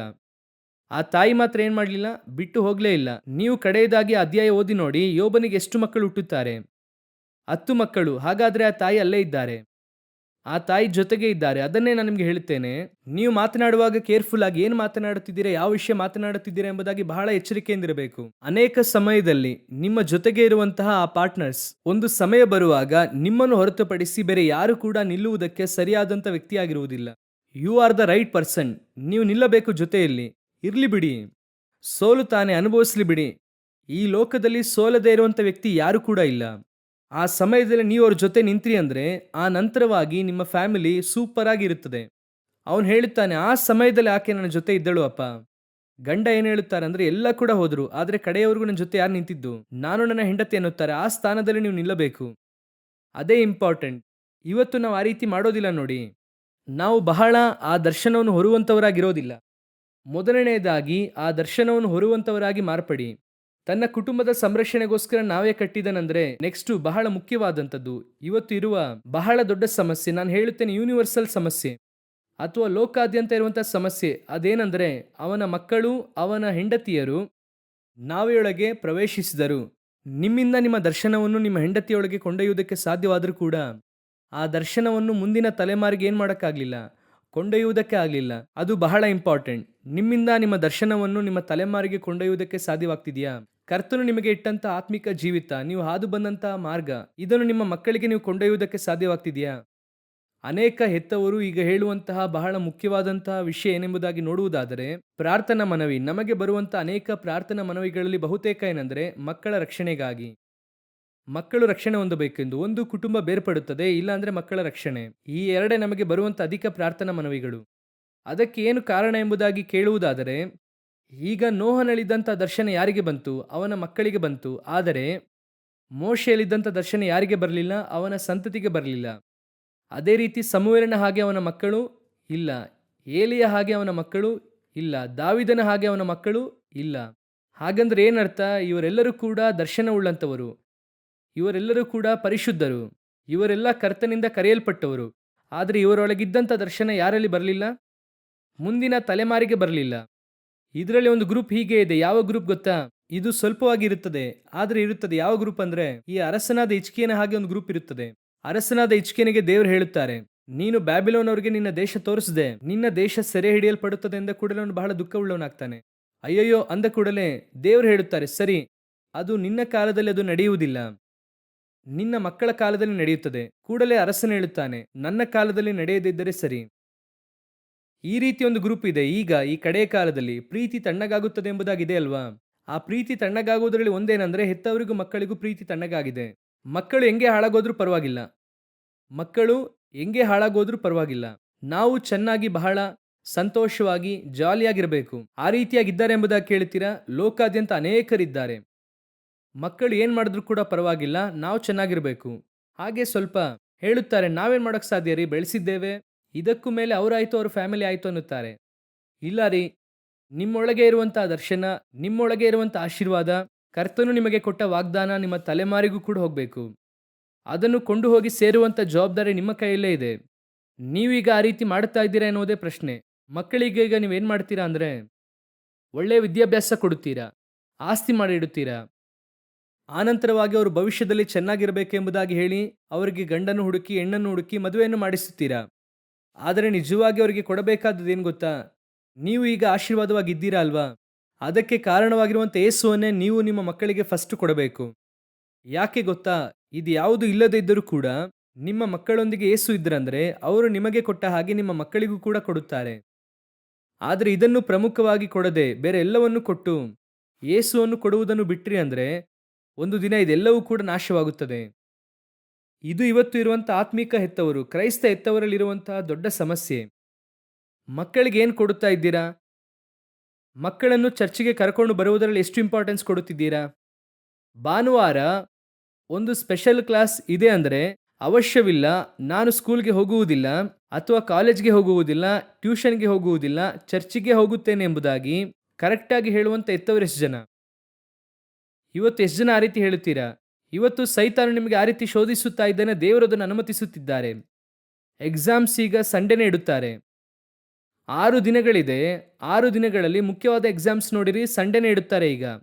ಅದಕ್ಕೆ ಅವನೊಂದು ಕಾರಣ ಹೇಳುತ್ತಾನೆ. ನಿಮಗೆ 6 ದಿನಗಳಿರುತ್ತದೆ. ಅವನು ಆ 6 ದಿನ ಇಡುವುದಿಲ್ಲ. ಇದು ನಿಮಗೆ ಇಡಲ್ಪಟ್ಟಿರುವಂಥ ನಂಬಿಕೆಯ ಪರೀಕ್ಷೆ. ಚರ್ಚಾ ಅಥವಾ ಎಕ್ಸಾಮಾ? ಒಂದು ಕಾಲಘಟ್ಟದವರೆಗೂ ನಾನು ಹೇಳುತ್ತೇನೆ, ಕಳೆದ ತಲೆಮಾರು ನಾನು ವಿಶ್ವಾಸಿಯಾಗಿರುವ ತನಕ ನಮಗೆ ಇಟ್ಟಂಥ ಟೆಸ್ಟು ಚರ್ಚಾ ಕೆಲಸವ. ಇಷ್ಟೇ ಟೆಸ್ಟು, ಚರ್ಚಾ ಕೆಲಸವ. ನಾವೊಂದು ತೀರ್ಮಾನ ಮಾಡಿದ್ವಿ, ಕೆಲಸ ಎಲ್ಲ ಮುಖ್ಯ, ಚರ್ಚೆ ಎಂಬುದಾಗಿ. ಆ ರೀತಿ ತೀರ್ಮಾನ ಮಾಡಿದ್ವಿ. ನಾನು ಹೇಳುತ್ತೇನೆ, ನನ್ನ ಜೀವಿತದಲ್ಲಿ 2 ಸಾಕ್ಷಿ ಹೇಳುತ್ತೇನೆ. ನಾನು ಆರಂಭದಲ್ಲಿ ಅಂಗಡಿ ನಡೆಸಿ ಕೆಲಸ ಮಾಡುತ್ತಿರುವಾಗ, ಆಗ ದಿಢೀರೆಂಬುದಾಗಿ ಬೆಳಗ್ಗೆ ನಾನು ಅಂಗಡಿಗೆ ಹೋಗಿ ಸಾಯಂಕಾಲ ನಾನು ಆರಾಧನೆಗೆ ಹೋಗುತ್ತಾ ಇದ್ದೆ. ಒಂದು ದಿನ ದೇವರು ಕೇಳಿದ್ರು, ಫಸ್ಟ್ ಪ್ರಿಫರೆನ್ಸ್ ನನಗ ಅಥವಾ ಕೆಲಸಕ್ಕ ಎಂಬುದಾಗಿ. ನಿಮಗೆ ದೇವರೇ ಅಂದೆ. ಹಾಗಾದರೆ ಬೆಳಗ್ಗೆನೇ ಆರಾಧನೆಗೆ ಬಾ ಅಂದರು. ಇದನ್ನು ದೇವರಾತ್ಮ ನನಗೆ ತಿಳಿಸಿದ್ದು, ಯಾರೂ ಹೇಳಲಿಲ್ಲ. ನಾನು ನಮ್ಮ ಅಂಗಡಿಯಲ್ಲಿ ಹೇಳಿದೆ, ನಾನು ಬೆಳಗ್ಗೆ ಬರುವುದಿಲ್ಲ, ನಾನು ಈ ರೀತಿಯಾಗಿ ಆರಾಧನೆಗೆ ಹೋಗುತ್ತೇನೆ ಎಂಬುದಾಗಿ ಹೇಳಿದೆ. ಕೂಡಲೇ ಜೊತೆಗಿದ್ದವರು ಹೇಳಿದ್ರು, ಈ ಅಂಗಡಿಯನ್ನು ದೇವರು ತಾನೇ ನಿನಗೆ ಆಶೀರ್ವದಿಸಿ ಕೊಟ್ಟಿದ್ದು, ಅದನ್ನು ನೀನು ಭದ್ರವಾಗಿ ನೋಡ್ಕೊಳ್ಬೇಕಾ ಇಲ್ವಾ? ನಮ್ಮವರು ಹಾಗೆ ಜ್ಞಾನದಿಂದ ಮಾತನಾಡ್ತಾರೆ. ನಮ್ಮ ದೇವರು ಅದಕ್ಕಿಂತ ಜ್ಞಾನವಾಗಿ ಮಾತನಾಡುತ್ತಾರೆ. ಅವರು ಹೇಳುತ್ತಾರೆ, ಈ ಸಾಕನ್ನು ನಾನು ತಾನೇ ಕೊಟ್ಟೆ. ಹೌದು, ನಾನು ತಾನೇ ಕೇಳಿದೆ. ಕೊಡ್ತೀಯಾ ಕೊಡಲ್ವಾ? ನಾನೇ ಆಶೀರ್ವದಿಸಿ ಕೊಟ್ಟಂಥ ಅಂಗಡಿ ಆಗಿರಬಹುದು. ಈಗ ನಾನಾ ಅಥವಾ ಅಂಗಡಿನ? ಒಂದು ದಿನ ಹೇಳಿದೆ, ಇನ್ನು ಮುಂದೆ ನಾನು ಭಾನುವಾರ ಬೆಳಗ್ಗೆ ಬರೋದಿಲ್ಲ ಅಂತ. ಆಗ ಎಲ್ಲರೂ ನನಗೆ ಹೇಳಿದ್ದೇನೆಂದರೆ, ನಿನ್ನ ಬಿಸ್ನೆಸ್ ಹಾಳಾಗಿ ಹೋಗುತ್ತದೆ. ಯಾರಾದರೂ ಈ ರೀತಿಯಾಗಿ ಬಿಸ್ನೆಸ್ ಬಿಟ್ಟು ಹೋಗ್ತಾರಾ ಎಂಬುದಾಗಿ. ನಾನು ಹೋದೆ. ನಾನು ಹೇಳುತ್ತೇನೆ, ನನ್ನ ಜೀವಿತದಲ್ಲಿ ಆ ಒಂದು ತೀರ್ಮಾನ ನಾನು ನಂಬುತ್ತೇನೆ, ಪರಲೋಕ ನನಗೆ ಇಟ್ಟಂಥ ಟೆಸ್ಟ್ ಎಂಬುದಾಗಿ ನಂಬುತ್ತೇನೆ. ಅವತ್ತು ತೆಗೆದುಕೊಂಡ ತೀರ್ಮಾನ, ಒಂದು ದಿನ ಇനി ನನಗೆ ಕೆಲಸವಿಲ್ಲ, ನಾನು ಸಭೆನೇ ಎಂಬುದಾಗಿ ತೀರ್ಮಾನ ಮಾಡಿದೆ. ಇವತ್ತು ದೇವರ ಕೃಪೆಯಿಂದ 7 ದಿನಗಳು ಸಭೆಗೆ ಹೋಗುವುದಕ್ಕೆ ದೇವರು ಕೃಪೆ ಮಾಡಿದ್ದಾರೆ. ಯಾವುದಾದ್ರೊಂದು ಸ್ಥಳದಲ್ಲಿ ದೇವರು ನಿಲ್ಲಿಸುತ್ತಾರೆ. 2ನೇ ಟೆಸ್ಟು, ಆನಂತರ ಹೊರದೇಶದಲ್ಲಿ ನನಗೆ ಕೆಲಸ ಸಿಕ್ತು. ಹೊರದೇಶದಲ್ಲಿ ಕೆಲಸ ಸಿಕ್ಕಿದ ಕೂಡಲೇ ಅಲ್ಲಿ ಹೋಗಬೇಕು. ಹೆಚ್ಚು ಕಮ್ಮಿ 1 ತಿಂಗಳು ಕೆಲಸವೇ ಇಲ್ಲ. ಸಿಗುತ್ತೆ ಅಂತ ಕರ್ಕೊಂಡೋದ್ರು, ಸಿಗಲಿಲ್ಲ. ಕಡೆಯದಾಗಿ ಒಂದು ಕೆಲಸ ಸಿಕ್ತು. ಆ ಕೆಲಸಕ್ಕೆ ಹೋದ ಕೂಡಲೇ ಆ ಇಂಟರ್ವ್ಯೂಯಲ್ಲಿ ಅವರು ಕೇಳುತ್ತಾರೆ, ವೆರಿ ಇಂಪಾರ್ಟೆಂಟ್ ಅಪ್ಪ, ಅದೇನೆಂದರೆ ನಮಗೆ ಸಂಡೇ ನೀನು ಕೆಲಸ ಮಾಡಬೇಕು ಅಂದರು. ಅವ್ರು ಹೇಳಿದ್ರು, ಯಾಕಂದರೆ ಇದು ಟೂರಿಸ್ಟ್ ಸ್ಪಾಟು, ಸಂಡೇನೇ ಅಧಿಕವಾಗಿ ಜನರು ಬರುತ್ತಾರೆ, ಸಂಡೇ ಯು ಮಸ್ಟ್ ವರ್ಕ್ ಎಂಬುದಾಗಿ ನನಗೆ ಹೇಳಿದ್ರು. ನಾನು ಹೇಳಿದೆ, ಸಾರಿ ಸರ್, ಸಂಡೇ ನನ್ನಿಂದ ಕೆಲಸ ಮಾಡೋಕ್ಕಾಗಲ್ಲ ಅಂದೆ. ನಾನು ಬೇಕಾದರೆ 6 ದಿನಗಳು ಕೆಲಸ ಮಾಡುತ್ತೇನೆ, ಓವರ್ ಶಿಫ್ಟ್ ಮಾಡುತ್ತೇನೆ, ಸಂಡೇ ಮಾತ್ರ ಕೆಲಸ ಮಾಡಲ್ಲ ಅಂದೆ. ಕೂಡಲೇ ಅವರು, ನಿನಗೆ ಕೆಲಸ ಇಲ್ಲಪ್ಪ ಅಂತ ಹೇಳಿದ್ರು. ಓಕೆ ಸರ್, ಥ್ಯಾಂಕ್ ಯು ಅಂದೆ. ಆದರೆ ಅವರು ಒಬ್ಬ ತಮಿಳಿಯನ್ನವರು. ಹೋಗುವಾಗ ನನ್ನನ್ನು ಕೇಳಿದ್ರು, ಅಂತಹ ಇಂಪಾರ್ಟೆಂಟ್ ಕೆಲಸ ಏನಪ್ಪ ಸಂಡೇ ನಿನಗಿದೆ ಅಂತ ಕೇಳಿದ್ರು. ಯಾಕಂದರೆ ಆ ಊರಿನವರು ಸಂಡೇ ಬಹಳ ಜಾಲಿಯಾಗಿ ಟೈಮ್ ಸ್ಪೆಂಡ್ ಮಾಡ್ತಾರೆ, ಹೊರಗೆ ಹೋಗಿ ಜಾಲಿಯಾಗಿರ್ತಾರೆ. ಆದ್ರಿಂದ ಅವ್ರು ಕೇಳಿದ್ರು, ಅಂತಹ ಒಂದು ಕೆಲಸ ಏನಪ್ಪ ಇದೆ ಸಂಡೇ ನಿನಗೆ ಅಂತ ಕೇಳಿದ್ರು. ನಾನೇನು ಹೇಳಿಲ್ಲ, ಚರ್ಚ್ಗೆ ಹೋಗ್ಬೇಕು ಸರ್ ಅಂತ ಹೇಳಿದೆ. ದೊಡ್ಡ ವಿಷಯ, ಆ ಊರಲ್ಲಿ ಯಾರು ಚರ್ಚ್ಗೆ ಹೋಗಲ್ಲ. ಅವರೆಲ್ಲ ಚರ್ಚ್ಗೆ ಹೋಗಲ್ಲ. ಅದು ಕ್ರೈಸ್ತ ದೇಶ, ಆದರೆ ಅವರು ಚರ್ಚ್ಗೆ ಹೋಗಲ್ಲ. ಆಗ ಅವರು ಹೇಳಿದ್ರು, ಚರ್ಚ್ಗೆ ಹೋಗ್ಬೇಕಾ? ಚರ್ಚಿಗೆ ಹೋಗಕ್ಕ ಭಾನುವಾರ ಲೀವ್ ಕೇಳಿದೆ ಅಂತಂದ್ರು. ಹೌದು ಅಂದೆ. ಅವ್ರ ಹತ್ರ ಏನು ದೇವರು ಮಾತನಾಡಿದ್ರು ಅಂತ ಗೊತ್ತಿಲ್ಲ. ದೇವರು ಹೇಳುತ್ತಾರಲ್ಲ, ಅರಸನ ಕಣ್ಣುಗಳಲ್ಲಿ ದಯೆ ದೊರಕಿಸುತ್ತೇನೆ ಎಂಬುದಾಗಿ. ಆ ರೀತಿಯಾಗಿ ಅವರು ಸರಿಪ ಲೀವ್ ತೆಗೆದುಕೋ ಅಂದ್ರು. ಆದರೆ 6 ದಿನಗಳು ಕೂಡ ಬೆಳಗ್ಗೆ 6 ಗಂಟೆಯಿಂದ ರಾತ್ರಿ 10 ಗಂಟೆ ತನಕ ಕೆಲಸ ಮಾಡಬೇಕು. ಕೆಲಸ ಇರ್ತಿತ್ತು, ಆದರೆ ಭಾನುವಾರ ಮಾತ್ರ ಲೀವ್ ಕೊಡುತ್ತಾ ಇದ್ರು. ಅದನ್ನು ಪರಲೋಕ ನೋಡಿತ್ತು ಅವತ್ತು. ನೀನು ಸ್ವಲ್ಪದರಲ್ಲಿ ನಂಬಿಗಸ್ತನಾಗಿದ್ದರೆ ದೇವರು ಅನೇಕದರ ಮೇಲೆ ಅಧಿಪತಿಯಾಗಿಡುತ್ತಾರೆ. ನಿಮ್ಮ ಮಕ್ಕಳಿಗೆ ನೀವು ಹೇಳಿಕೊಡಬೇಕಾಗಿರುವಂಥದ್ದು ಮೊದಲು ಈ ವಿಷಯವನ್ನು. ನೀವು ಹಣವನ್ನು ಅವರಿಗೆ ಕೊಟ್ಟು ಹಣವನ್ನು ಹೇಗೆ ಭದ್ರವಾಗಿ ಹ್ಯಾಂಡಲ್ ಮಾಡಬೇಕೆಂಬುದಾಗಿ ಹೇಳಿಕೊಡುವಂಥದ್ದು 2ನೇಯದು. ಹೇಗೆ ನಿನಗೆ ಕೊಡುವಂಥ ಆಸ್ತಿಯನ್ನು ಭದ್ರವಾಗಿ ನೋಡಿಕೊಳ್ಳಬೇಕೆಂದು ಹೇಳಿಕೊಡುವಂಥದ್ದು 2ನೇಯದು. ನಿನ್ನ ಬಿಸ್ನೆಸ್ ಅನ್ನು ಮಕ್ಕಳು ಹೇಗೆ ಭದ್ರವಾಗಿ ನೋಡಿಕೊಳ್ಳಬೇಕೆಂದು ಹೇಳಿಕೊಡುವಂಥದ್ದು 2ನೇಯದು. ಆದರೆ ನಿನ್ನೊಳಗೆ ಕೊಟ್ಟಿರುವಂಥ ನಂಬಿಕೆಯನ್ನು ಹೇಗೆ ನಿನ್ನ ಮಕ್ಕಳಲ್ಲೂ ಕೂಡ ವೃದ್ಧಿಪಡಿಸಬೇಕೆಂಬುದಾಗಿ ಹೇಳಿಕೊಡುವಂಥದ್ದಿದೆ ನೋಡಿರಿ, ಅದುವೇ ಫಸ್ಟ್. ಇವತ್ತು ನಿಮ್ಮಲ್ಲಿರುವಂಥ ಆತ್ಮಿಕ ಕಾರ್ಯ ಹೋಗುತ್ತಿಲ್ಲ. ಇವತ್ತು ಇರುವಂಥ ಹೆತ್ತವರಿಗೆ ಆ ಒಂದು ಜ್ಞಾನ ಇಲ್ಲ. ಅವರೇನೆಂದುಕೊಳ್ಳುತ್ತಾರೆ ಅಂದರೆ, ನಾನು ಕಷ್ಟಪಟ್ಟು ಆಸ್ತಿ ಸಂಪಾದಿಸಿದ್ದೇನೆ, ಇದನ್ನು ಮಕ್ಕಳು ಭದ್ರವಾಗಿ ನೋಡಿಕೊಂಡ್ರೆ ಸಾಕು. ಅದನ್ನು ನೋಡಿಕೊಳ್ಳುವುದಕ್ಕೆ ಒಂದೇ ಮಾರ್ಗ, ಕರ್ತನಾದ ಯೇಸು ಕ್ರಿಸ್ತನೊಂದಿಗೆ ಇರುವಂಥದ್ದು ಮಾತ್ರವೇ. ಬೇರೆ ಹೇಗೆ ಇದ್ದರೂ ಕೂಡ ರಾಜ್ಯಭಾರವೇ ನಿಮ್ಮ ಕೈಯಲ್ಲಿದ್ದರೂ ಕೂಡ ಹೋಗುತ್ತದೆ. ದಾವೀದನ ರಾಜ್ಯಾಧಿಕಾರವು ನೆಕ್ಸ್ಟ್ ದೇವರು ಇಲ್ಲದೆ ಇರುವಂಥವನ ಹತ್ರ ಇದ್ದಿದ್ದರಿಂದ ಆ ರಾಜ್ಯವು 2 ಆಯಿತು. ಅವನು ದೇವರೊಂದಿಗೆ ಇದ್ದದ್ದರಿಂದ ಆ 40 ವರ್ಷ ರಾಜ್ಯದಲ್ಲಿ ಯಾವುದೇ ಸಮಸ್ಯೆ ಇಲ್ಲದೆ ಇತ್ತು. ಹಾಗಾದರೆ ರಾಜ್ಯಾಧಿಕಾರ ನಡೆಸುವುದಕ್ಕೆ ಕಾರಣ ನಿನ್ನ ಜ್ಞಾನವಲ್ಲ, ನಿಮ್ಮ ತಿಳುವಳಿಕೆಯಲ್ಲ, ನಿಮ್ಮ ಬುದ್ಧಿಯಲ್ಲ. ಕುರಿ ಮೇಯಿಸುವವನನ್ನು ಕೂಡ ಅರಸನಾಗಿ ಮಾರ್ಪಡಿಸುವುದಕ್ಕೆ ದೇವರಿಂದ ಸಾಧ್ಯ. ಆದರೆ ಹುಟ್ಟಿದ ಅಂದಿನಿಂದಲೇ ಸೊಲೊಮೋನನು ಅರಸನು. ಅರಸನಾಗಿಯೇ ಬೆಳೆದವನು, ಆದರೆ ಅವನಿಂದ ರಾಜ್ಯಾಧಿಕಾರವನ್ನು ನಿಲ್ಲಿಸುವುದಕ್ಕೆ ಆಗಲಿಲ್ಲ ನೋಡಿ. ಆದರೆ ಕುರಿ ಮೇಯಿಸುವನಿಂದ 40 ವರ್ಷ ರಾಜ್ಯಾಧಿಕಾರ ಮಾಡುವುದಕ್ಕೆ ಆಯಿತು. ಕಾರಣ ಏನ್ ಗೊತ್ತಾ? ಆ ಅರಸುತನ ಮಾಡುವುದಕ್ಕೆ ಜ್ಞಾನವಲ್ಲ, ದೇವರು ಅವನೊಂದಿಗೆ ಇದ್ದದರ ನಿಮಿತ್ತವಾಗಿ. ಇದುವೇ ನೀವು ನಿಮ್ಮ ಮಕ್ಕಳಿಗೆ ಕೊಡಬೇಕಾಗಿರುವಂತಹ ಬಹಳ ಮುಖ್ಯವಾದಂತಹ ಸ್ವತ್ತು. ಹೆತ್ತವರು ಅಂದುಕೊಂಡಿದ್ದಾರೆ, ವಿದ್ಯಾಭ್ಯಾಸ ಕೊಟ್ಟರೆ ನನ್ನ ಮಕ್ಕಳು ಚೆನ್ನಾಗಿರ್ತಾರೆ. ವಿದ್ಯಾಭ್ಯಾಸ ಅವಶ್ಯ, ನಾನು ಇಲ್ಲ ಅಂತ ಹೇಳ್ತಿಲ್ಲ. ಆದರೆ ಓದಿದವರೆಲ್ಲರೂ ಆಶೀರ್ವಾದವಾಗಿದ್ದಾರೆ ಎಂಬುದಾಗಿ ನೋಡಿ. ಓದಿದವರೆಲ್ಲ ಆಶೀರ್ವಾದವಾಗಿದ್ದಾರಾ? ಆದರೆ ನಾನು ಧೈರ್ಯವಾಗಿ ಹೇಳುತ್ತೇನೆ, ಕರ್ತನನ್ನು ಸ್ವೀಕರಿಸಿದಂಥವರೆಲ್ಲರೂ ಕೂಡ ಆಶೀರ್ವಾದವಾಗಿಯೇ ಇದ್ದಾರೆ. ಕರ್ತನಿಲ್ಲದೆ ಆಶೀರ್ವಾದ ಇಲ್ಲ. ಕರ್ತನನ್ನು ಸ್ವೀಕರಿಸಿದವನು ಓದಿದವನು ಓದದೇ ಇರುವಂತವನು ಎನ್ನುವಂತ ಕಾನ್ಸೆಪ್ಟ್ ಇಲ್ಲ ಇಲ್ಲಿ. ಓದಿದರೂ ಸ್ತೋತ್ರ, ಓದದೇ ಇದ್ದರೂ ಸ್ತೋತ್ರ. ಆದರೆ ಕರ್ತನನ್ನು ಸ್ವೀಕರಿಸಿರಬೇಕು. ಓದಬೇಕಾಗಿರುವುದನ್ನು ಓದಬೇಡಿ ಎಂಬುದಾಗಿ ನಾನು ಹೇಳ್ತಿಲ್ಲ. ಆದರೆ ವಿದ್ಯಾಭ್ಯಾಸ 2ನೇ ಸ್ಥಾನದಲ್ಲಿರಬೇಕು, ದೇವರೇ 1ನೇ ಸ್ಥಾನದಲ್ಲಿರಬೇಕು. ಇಲ್ಲಿ ಒಂದು ಹಂತದಲ್ಲಿ ನೀವೇನ್ ಮಾಡ್ತೀರಾ ಅಂದ್ರೆ, ವಿದ್ಯಾಭ್ಯಾಸ, ಆಸ್ತಿ, ಸಂಪಾದನೆ ಎಲ್ಲ ಫಸ್ಟ್ ಸ್ಥಾನದಲ್ಲಿ ತಂದು ದೇವರನ್ನು ಆಪ್ಷನ್ ಆಗಿ ಮಾಡ್ತೀರಾ. ಪರವಾಗಿಲ್ಲ, ಹೋದ್ರೆ ಹೋಗೋಣ, ಈ ಭಾನುವಾರ ಹೋಗದೆ ಇದ್ರೆ ಏನು ಸಮಸ್ಯೆ ಇಲ್ಲ, ಪಾಸ್ಟ್ ಏನು ಹೇಳೋದಿಲ್ಲ, ಆದರೆ ದೇವರು ಹೇಳುತ್ತಾರೆ. ಅನೇಕರು ಯಾರಿಗೆ ಭಯಪಡ್ತಾರೆ ಅಂದ್ರೆ ಪಾಸ್ಟರ್ಗೆ. ಸೊ ಮೊದಲನೆಯದಾಗಿ ನಾವೆಯೊಳಗೆ ನಿಮ್ಮ ಕುಟುಂಬ ಇರಬೇಕು. ನಿಮಗೆ ಆ ಒಂದು ಅಶ್ಯೂರೆನ್ಸ್, ನನ್ನ ಕುಟುಂಬವು ಖಂಡಿತವಾಗಿ ಪರಲೋಕಕ್ಕೆ ಹೋಗುತ್ತದೆ. ದೇವರ ಬರುವಿಕೆ ಬಂದರೆ ನಾನು, ನನ್ನ ಮಕ್ಕಳು, ನನ್ನ ಗಂಡ ಖಂಡಿತವಾಗಿ ಹೋಗುತ್ತೇವೆ. ಈ ಒಂದು ನಿಶ್ಚಯ ನಿಮ್ಮಲ್ಲಿದ್ದರೆ ಅದೇ ನೀವು ನಾವೆಯೊಳಗೆ ಪ್ರವೇಶಿಸುವುದಕ್ಕೆ ಮೊದಲನೆಯ ಗುರುತು. ಇದೆಯಾ ಎಂಬುದಾಗಿ ಖಚಿತಪಡಿಸಿಕೊಳ್ಳಿ. ಹಾಗಾದ್ರೆ ಏನ್ ಮಾಡಬೇಕು? ನಿಮ್ಮ ಆತ್ಮಿಕ ವಿಷಯದ ಕುರಿತಾಗಿ ಸ್ವಲ್ಪ ಕೂತು ಧ್ಯಾನಿಸಿರಿ. ನಿಮ್ಮ ಕುಟುಂಬದ ಕುರಿತಾಗಿ ಡೈಲಿ ಒಂದು ಫ್ಯಾಮಿಲಿ ಪ್ರೇಯರ್, ಒಂದು ಕುಟುಂಬ ಪ್ರಾರ್ಥನೆ ಇರಬೇಕು. ಒಂದೊಂದು ವಿಷಯಕ್ಕೂ ಕೂಡ ಎಷ್ಟು ಪ್ಲಾನ್ ಮಾಡ್ತೀರಾ? ಊರಿಗೆ ಹೋಗ್ಬೇಕಂದ್ರೆ ಎಷ್ಟು ಪ್ಲಾನ್ ಮಾಡ್ತೀರಾ? ಎಲ್ಲವನ್ನು ಕೂಡ ಪ್ಲಾನ್ ಮಾಡಿ, ಕಾರ್ಗೆ ಪೆಟ್ರೋಲ್ ಹಾಕ್ಸಿ, ಸರ್ವಿಸ್ ಮಾಡಿಸಿ, ಎಲ್ಲ ರೆಡಿ ಮಾಡ್ತೀರಲ್ಲ, ಯಾಕೆ ದೇವರ ಸಮ್ಮುಖದಲ್ಲಿ ಹೋಗಕ್ಕಾಗ್ತಿಲ್ಲ? ಇದೆಲ್ಲ ನೀವು ಹೇಳುವಂತ ಕಾರಣಗಳು, ನೆಪಗಳು. ಆದರೆ ದೇವರು ಹೇಳುತ್ತಾರೆ, ನೀನು ಒಂದೊಂದು ದಿನವೂ ಕೂಡ ದೇವರ ಸಮ್ಮುಖದಲ್ಲಿ ಕಾದಿರಬೇಕು. ಆಗಲೇ ನಿಮ್ಮ ಹತ್ರ ಇರುವಂಥ ಆಶೀರ್ವಾದ ನಿಮ್ಮ ಮಕ್ಕಳಿಗೂ ಹೋಗುತ್ತದೆ. ಅದು ಆಗಲೇ ನಾವೆಯೊಳಗೆ ಬರುತ್ತದೆ. ಸುಮ್ಮನೆ ದಶಮ ಭಾಗ ಕಾಣಿಕೆಯನ್ನು ಕೊಟ್ಟು ಬ್ರದರ್ ಹೇಳಿದ ಹಾಗೆ ಎಲ್ಲೋ ಒಂದು ಕಡೆ ಸೇವೆಗೆ ಕಳುಹಿಸಿ ಆನಂತರವಾಗಿ ಸ್ವಲ್ಪ ಭಾನುವಾರದ ಆರಾಧನೆಗೆ ಮಾತ್ರ ಬಂದು ಹೋದರೆ ನನ್ನ ಮಕ್ಕಳು ಆಶೀರ್ವಾದವಾಗಿರುತ್ತಾರೆ ಅಂದರೆ ಇಲ್ಲ. ಎಷ್ಟು ಕ್ರೈಸ್ತರ ಕುಟುಂಬದಲ್ಲಿ ಮುಂದಿನ ತಲೆಮಾರು ಆಶೀರ್ವಾದವಾಗಿದೆ ಎಂಬುದಾಗಿ ನೋಡಿ. ಅದಕ್ಕೆ ಬಹಳ ಮುಖ್ಯವಾದ ಕಾರಣ, ನಿಮ್ಮೊಳಗೆ ಇರುವಂಥ ದೇವರು ಅವರೊಳಗೂ ಹೋಗಬೇಕು. ನಿಮ್ಮೊಳಗಿರುವಂಥ ದರ್ಶನ ಅವರಲ್ಲೂ ಹೋಗಬೇಕು. ನಿಮ್ಮೊಳಗಿರುವಂಥ ನಂಬಿಕೆ ಅವರೊಳಗೂ ಹೋಗಬೇಕು. ಆಗಲೇ ನೀವು ನಾವೆಯೊಳಗೆ ಮೊದಲನೆಯದಾಗಿ ಸೇರುವಂತವರು. ಎರಡನೆಯದಾಗಿ ನಾವೆಯೊಳಗೆ ದೇವರು ಏನು ಸೇರಿಸುವುದಕ್ಕೆ ಹೇಳುತ್ತಾರೆ ನೋಡಿರಿ. 19ನೇ ವಾಕ್ಯ ಓದಿರಿ. ಇದಲ್ಲದೆ ಜೀವಿಗಳ ಪ್ರತಿ ಜಾತಿಯಲ್ಲಿಯೂ ಒಂದು ಗಂಡು ಒಂದು ಹೆಣ್ಣು, ಹೀಗೆ ಎರಡೆರಡನ್ನು ನಾವೆಯಲ್ಲಿ ಸೇರಿಸಿ ನಿನ್ನೊಂದಿಗೆ ಉಳಿಸಿ ಕಾಪಾಡಬೇಕು. ಈಗ ಈ ವಾಕ್ಯ ಓದುತ್ತಾ ಇದ್ದೀರಲ್ವಾ? ಮತ್ತೆ ಇಬ್ರಿಯರಿಗೆ 11:7 ವಾಕ್ಯ ಓದಿ ನೋಡಿ. ನಂಬಿಕೆಯಿಂದಲೇ ನೋಹನು ಅದುವರೆಗೆ ಕಾಣದಿದ್ದ ಸಂಗತಿಗಳ ವಿಷಯವಾಗಿ ದೈವೋಕ್ತಿಯನ್ನು ಹೊಂದಿ ಭಯಭಕ್ತಿಯುಳ್ಳವನಾಗಿ ತನ್ನ ಮನೆಯವರ ಸಂರಕ್ಷಣೆಗೋಸ್ಕರ ನಾವೆಯನ್ನು ಕಟ್ಟಿ ಸಿದ್ಧ ಮಾಡಿದನು. ಈಗ ನೋಹನಿಗೆ ಅವನ ದರ್ಶನದಲ್ಲಿ ಯಾರು ಮಾತ್ರ ಇದ್ದಾರೆ? ನೋಹನ ದರ್ಶನದಲ್ಲಿ ಯಾರಿದ್ದಾರೆ? ಅವನ ಕುಟುಂಬ ಮಾತ್ರ ಇದೆ. ಆದರೆ ದೇವರ ದರ್ಶನದಲ್ಲಿ ಯಾರಿದ್ದಾರೆ? ಭೂಮಿಯಲ್ಲಿರುವಂತಹ ಸಕಲ ಜೀವರಾಶಿಗಳು ಕೂಡ ಇದೆ. ಇದೇ ನಾವು ನಾವೆಯಲ್ಲಿ ಸೇರಿಸಬೇಕಾಗಿರುವಂಥ ಎರಡನೆಯ ವಿಷಯ. ಇದು ನೀವು ಸೇರಿಸಿಕೊಳ್ಳಬೇಕಾಗಿರುವಂತಹ ಎರಡನೇ ವಿಷಯ ಏನಂದ್ರೆ, ನಾವು ನಮ್ಮ ಕುಟುಂಬ ಪರಲೋಕಕ್ಕೆ ಹೋಗ್ತೇವೆ. ಈಗ ಇಷ್ಟೆಲ್ಲ ನಾವು ಕೇಳಿದ್ದೇವೆ, ಈಗಾಗಲೇ ಸಿದ್ಧರಾಗಿರೋರು ಇರ್ತೀರಾ, ಓಕೆ, ನಾನು ಪರಲೋಕಕ್ಕೆ ಹೋಗಬೇಕು, ನನ್ನ ಕುಟುಂಬವನ್ನು ಕೊಂಡೊಯ್ಯಬೇಕೆನ್ನುವಂತ ಒಂದು ವೈರಾಗ್ಯ ಇರುತ್ತದೆ. ಆಸೆ ಪಡುವವರೆಲ್ಲ ಇರುತ್ತೇವೆ. ನಾವು ಯಾರು ಕೂಡ ನಾವೋ ನಮ್ಮ ಮಕ್ಕಳು ನರಕಕ್ಕೆ ಹೋಗಬೇಕೆಂದು ಬಯಸುವುದಿಲ್ಲ. ಸಿದ್ಧತೆ ಒಂದು ವೇಳೆ ಆಗದೇ ಇರಬಹುದು, ಆದರೆ ಯಾರಾದ್ರೂ ಬಯಸುತ್ತೇವೆ ನರಕಕ್ಕೆ ಹೋಗ್ಬೇಕೆಂಬುದಾಗಿ? ಎಲ್ಲರಿಗೂ ಆಸೆ ಎಲ್ಲಿಗೆ ಹೋಗ್ಬೇಕು? ಪರಲೋಕಕ್ಕೆ ಹೋಗ್ಬೇಕಂತ ಇರುತ್ತದೆ. ಅದಕ್ಕೆ ಸಿದ್ಧತೆ ಮಾಡದವರಾಗಿರುತ್ತೇವೆ ಬಿಟ್ರೆ, ಆದ್ರೆ ಆಸೆ ಪಡುತ್ತಾ ಇರುತ್ತೇವೆ. ದೇವರೀಗ ಮೊದಲನೇದಾಗಿ ಹೇಳಿದ್ದೇನು? ಸಿದ್ಧನಾಗು, ಅದಕ್ಕೆ ಮೊದಲು ರೆಡಿಯಾಗು. ಎರಡನೆಯದಾಗಿ, ನೀವು ಮಾತ್ರ ಹೋದ್ರೆ ಸಾಕಾಗೋದಿಲ್ಲ, ದೇವರ ದರ್ಶನದಲ್ಲಿ ಯಾರಿದ್ದಾರೆ? ಇನ್ನೂ ಕೆಲವು ಜೀವರಾಶಿಗಳಿದೆ, ಅದೆಲ್ಲವನ್ನು ಕೂಡ ಒಳಗೆ ಸೇರಿಸಬೇಕು. ಅದು ಕೂಡ ಇದೆ. ಸಾಮಾನ್ಯವಾಗಿ ನೋಡಿರಿ, ನಿಮಗೆ ಗೊತ್ತಿರುವಂಥ ವಾಕ್ಯ, ಆ ವಾಕ್ಯವನ್ನು ತೆಗೆದು ನೋಡಿರಿ. ಅಪೊಸ್ತಲರ ಕೃತ್ಯಗಳು 1ನೇ ಅಧ್ಯಾಯ 8ನೇ ವಾಕ್ಯವನ್ನು ಓದಿರಿ. ಆದರೆ ಪವಿತ್ರಾತ್ಮ ನಿಮ್ಮ ಮೇಲೆ ಬರಲು ನೀವು ಬಲವನ್ನು ಹೊಂದಿ ಯೆರೂಸಲೇಮಿನಲ್ಲಿಯೂ ಎಲ್ಲ ಯೂದಾಯ ಸಮಾರ್ಯ ಸೀಮೆಗಳಲ್ಲಿಯೂ ಭೂಲೋಕದ ಕಟ್ಟ ಕಡೆಯವರೆಗೂ ನನಗೆ ಸಾಕ್ಷಿಗಳಾಗಿರಬೇಕು. ಯಾಕೆ ಇವರು ಯೆರೂಸಲೇಮಿನಲ್ಲಿ ಮಾತ್ರ ಸಾಕ್ಷಿಗಳಾಗಿರಬಾರದು? ಯಾಕೆ ಯೆರೂಸಲೇಮಿನಲ್ಲಿ ಮಾತ್ರ ಸಾಕ್ಷಿಗಳಾಗಿರಬಾರದು?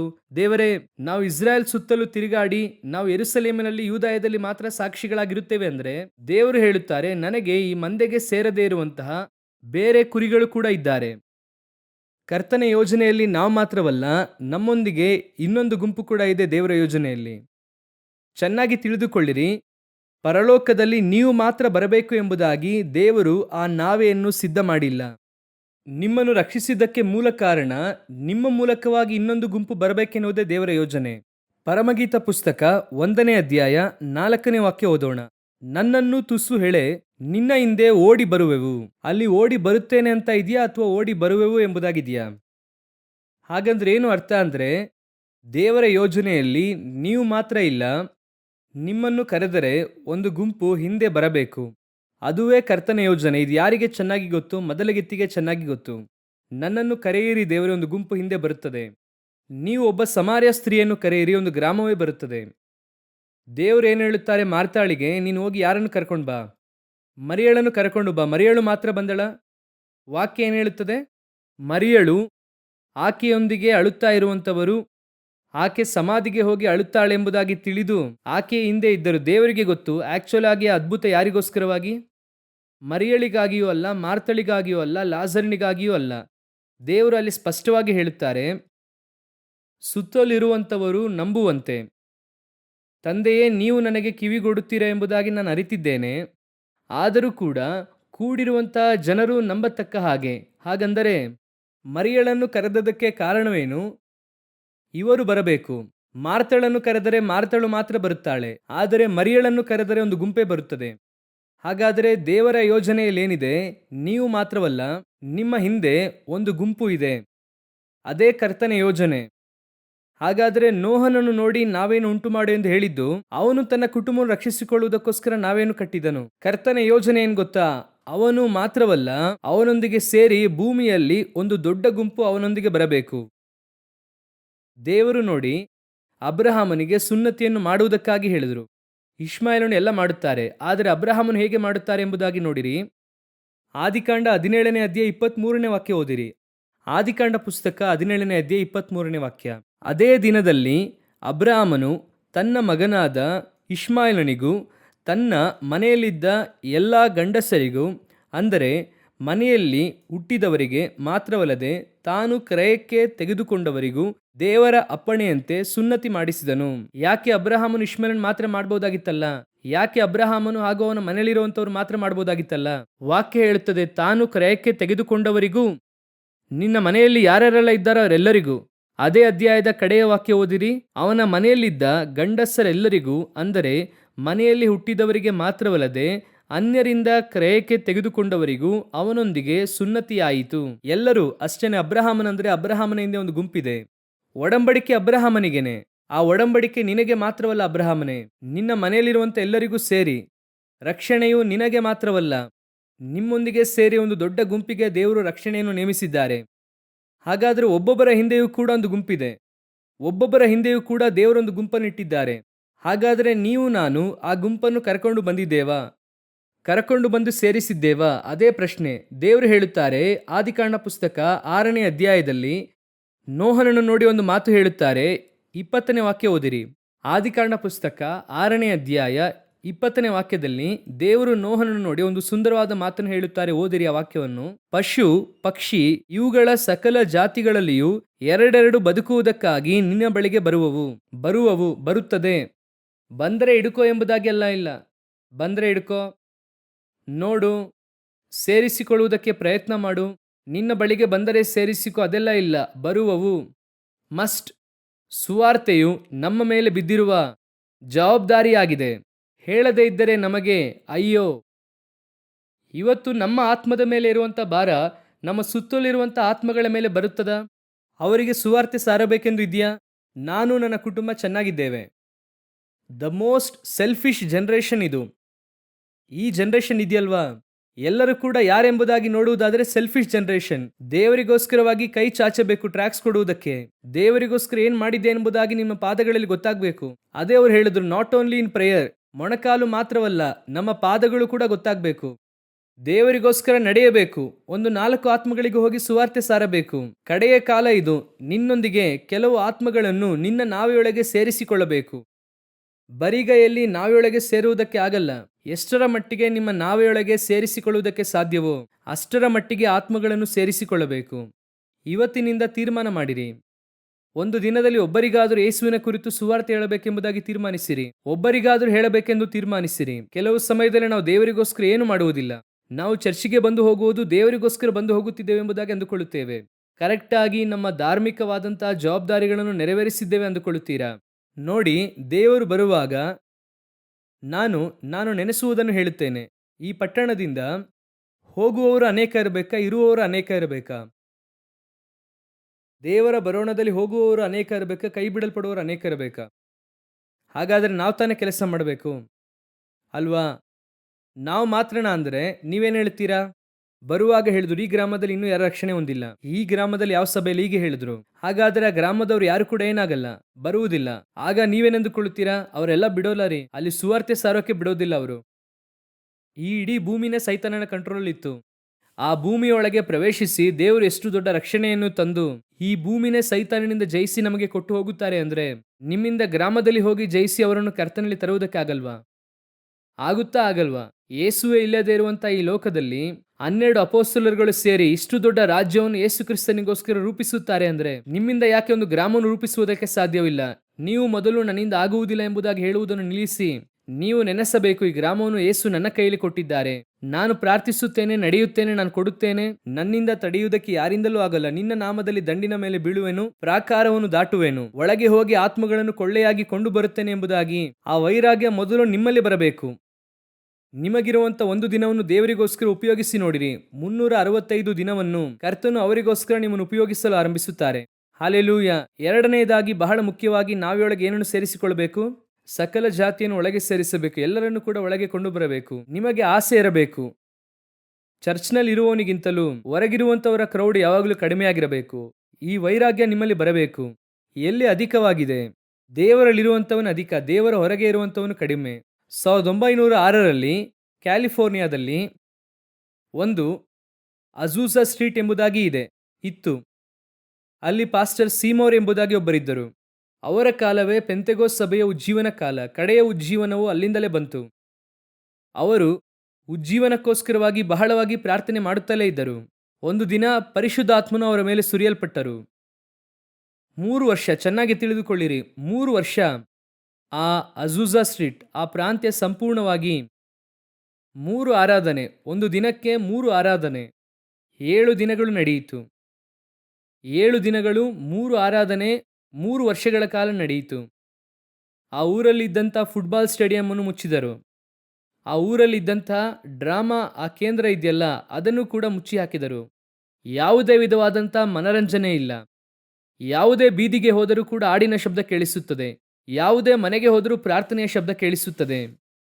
ಅದಕ್ಕೆ ಹೆಸರೇ ಉಜ್ಜೀವನ. ಅಂತಹ ಒಂದು ಕಾರ್ಯವನ್ನು ಅಜೂಜಾ ಸ್ಟ್ರೀಟಲ್ಲಿ ಕಳೆದ ಜನರೇಷನ್ 1906ರಲ್ಲಿ ಕರ್ತನಿಂದ ಮಾಡುವುದಕ್ಕೆ ಸಾಧ್ಯವಾದರೆ ನಿಮ್ಮ ಮೂಲಕವಾಗಿ ಯಾಕೆ ದೇವರಿಂದ ಈ ಒಂದು ಪ್ರಾಂತ್ಯದಲ್ಲಿ ಮಾಡುವುದಕ್ಕೆ ಸಾಧ್ಯವಿಲ್ಲ? ನಿನಗೆ ಆ ವೈರಾಗ್ಯ ಬರಬೇಕು, ನಮಗೆ ಬರಬೇಕು. ನನ್ನ ಮೂಲಕವಾಗಿ ಏನಾದರೂ ಮಾಡಿ ದೇವರೇ, ನಾನು ರೆಡಿ, ನನ್ನನ್ನು ಕೊಡುತ್ತೇನೆ. ಆ ರೀತಿಯಾಗಿ ಹೇಳಿ ನೋಡಿರಿ, ದೇವರು ನಿಮ್ಮನ್ನು ಬಲವಾಗಿ ಉಪಯೋಗಿಸುತ್ತಾರೆ. ದೇವರ ಹತ್ರ ಒಂದು ದಿನ ಕೇಳುತ್ತಾ ಇರುವಾಗ ಪ್ರಾರ್ಥನೆ ಮಾಡುತ್ತಿದ್ದೆ.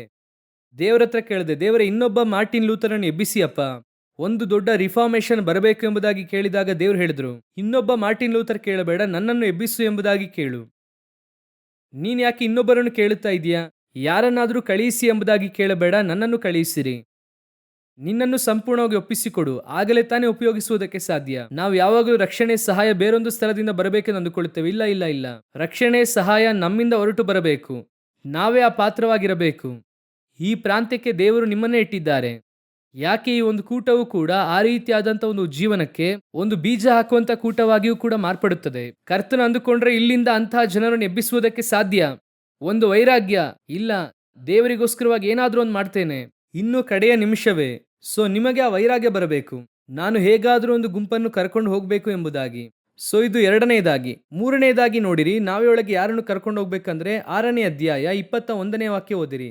ಮತ್ತು ನಿನಗೂ ಅವುಗಳಿಗೂ ಪೋಷಣೆಯಾಗುವಂತೆ ಸಕಲ ವಿಧವಾದ ಆಹಾರ ಪದಾರ್ಥಗಳನ್ನು ನಿನ್ನ ಬಳಿಯಲ್ಲಿ ಕೂಡಿಸಿಡಬೇಕು ಎಂದು ಹೇಳಿದನು.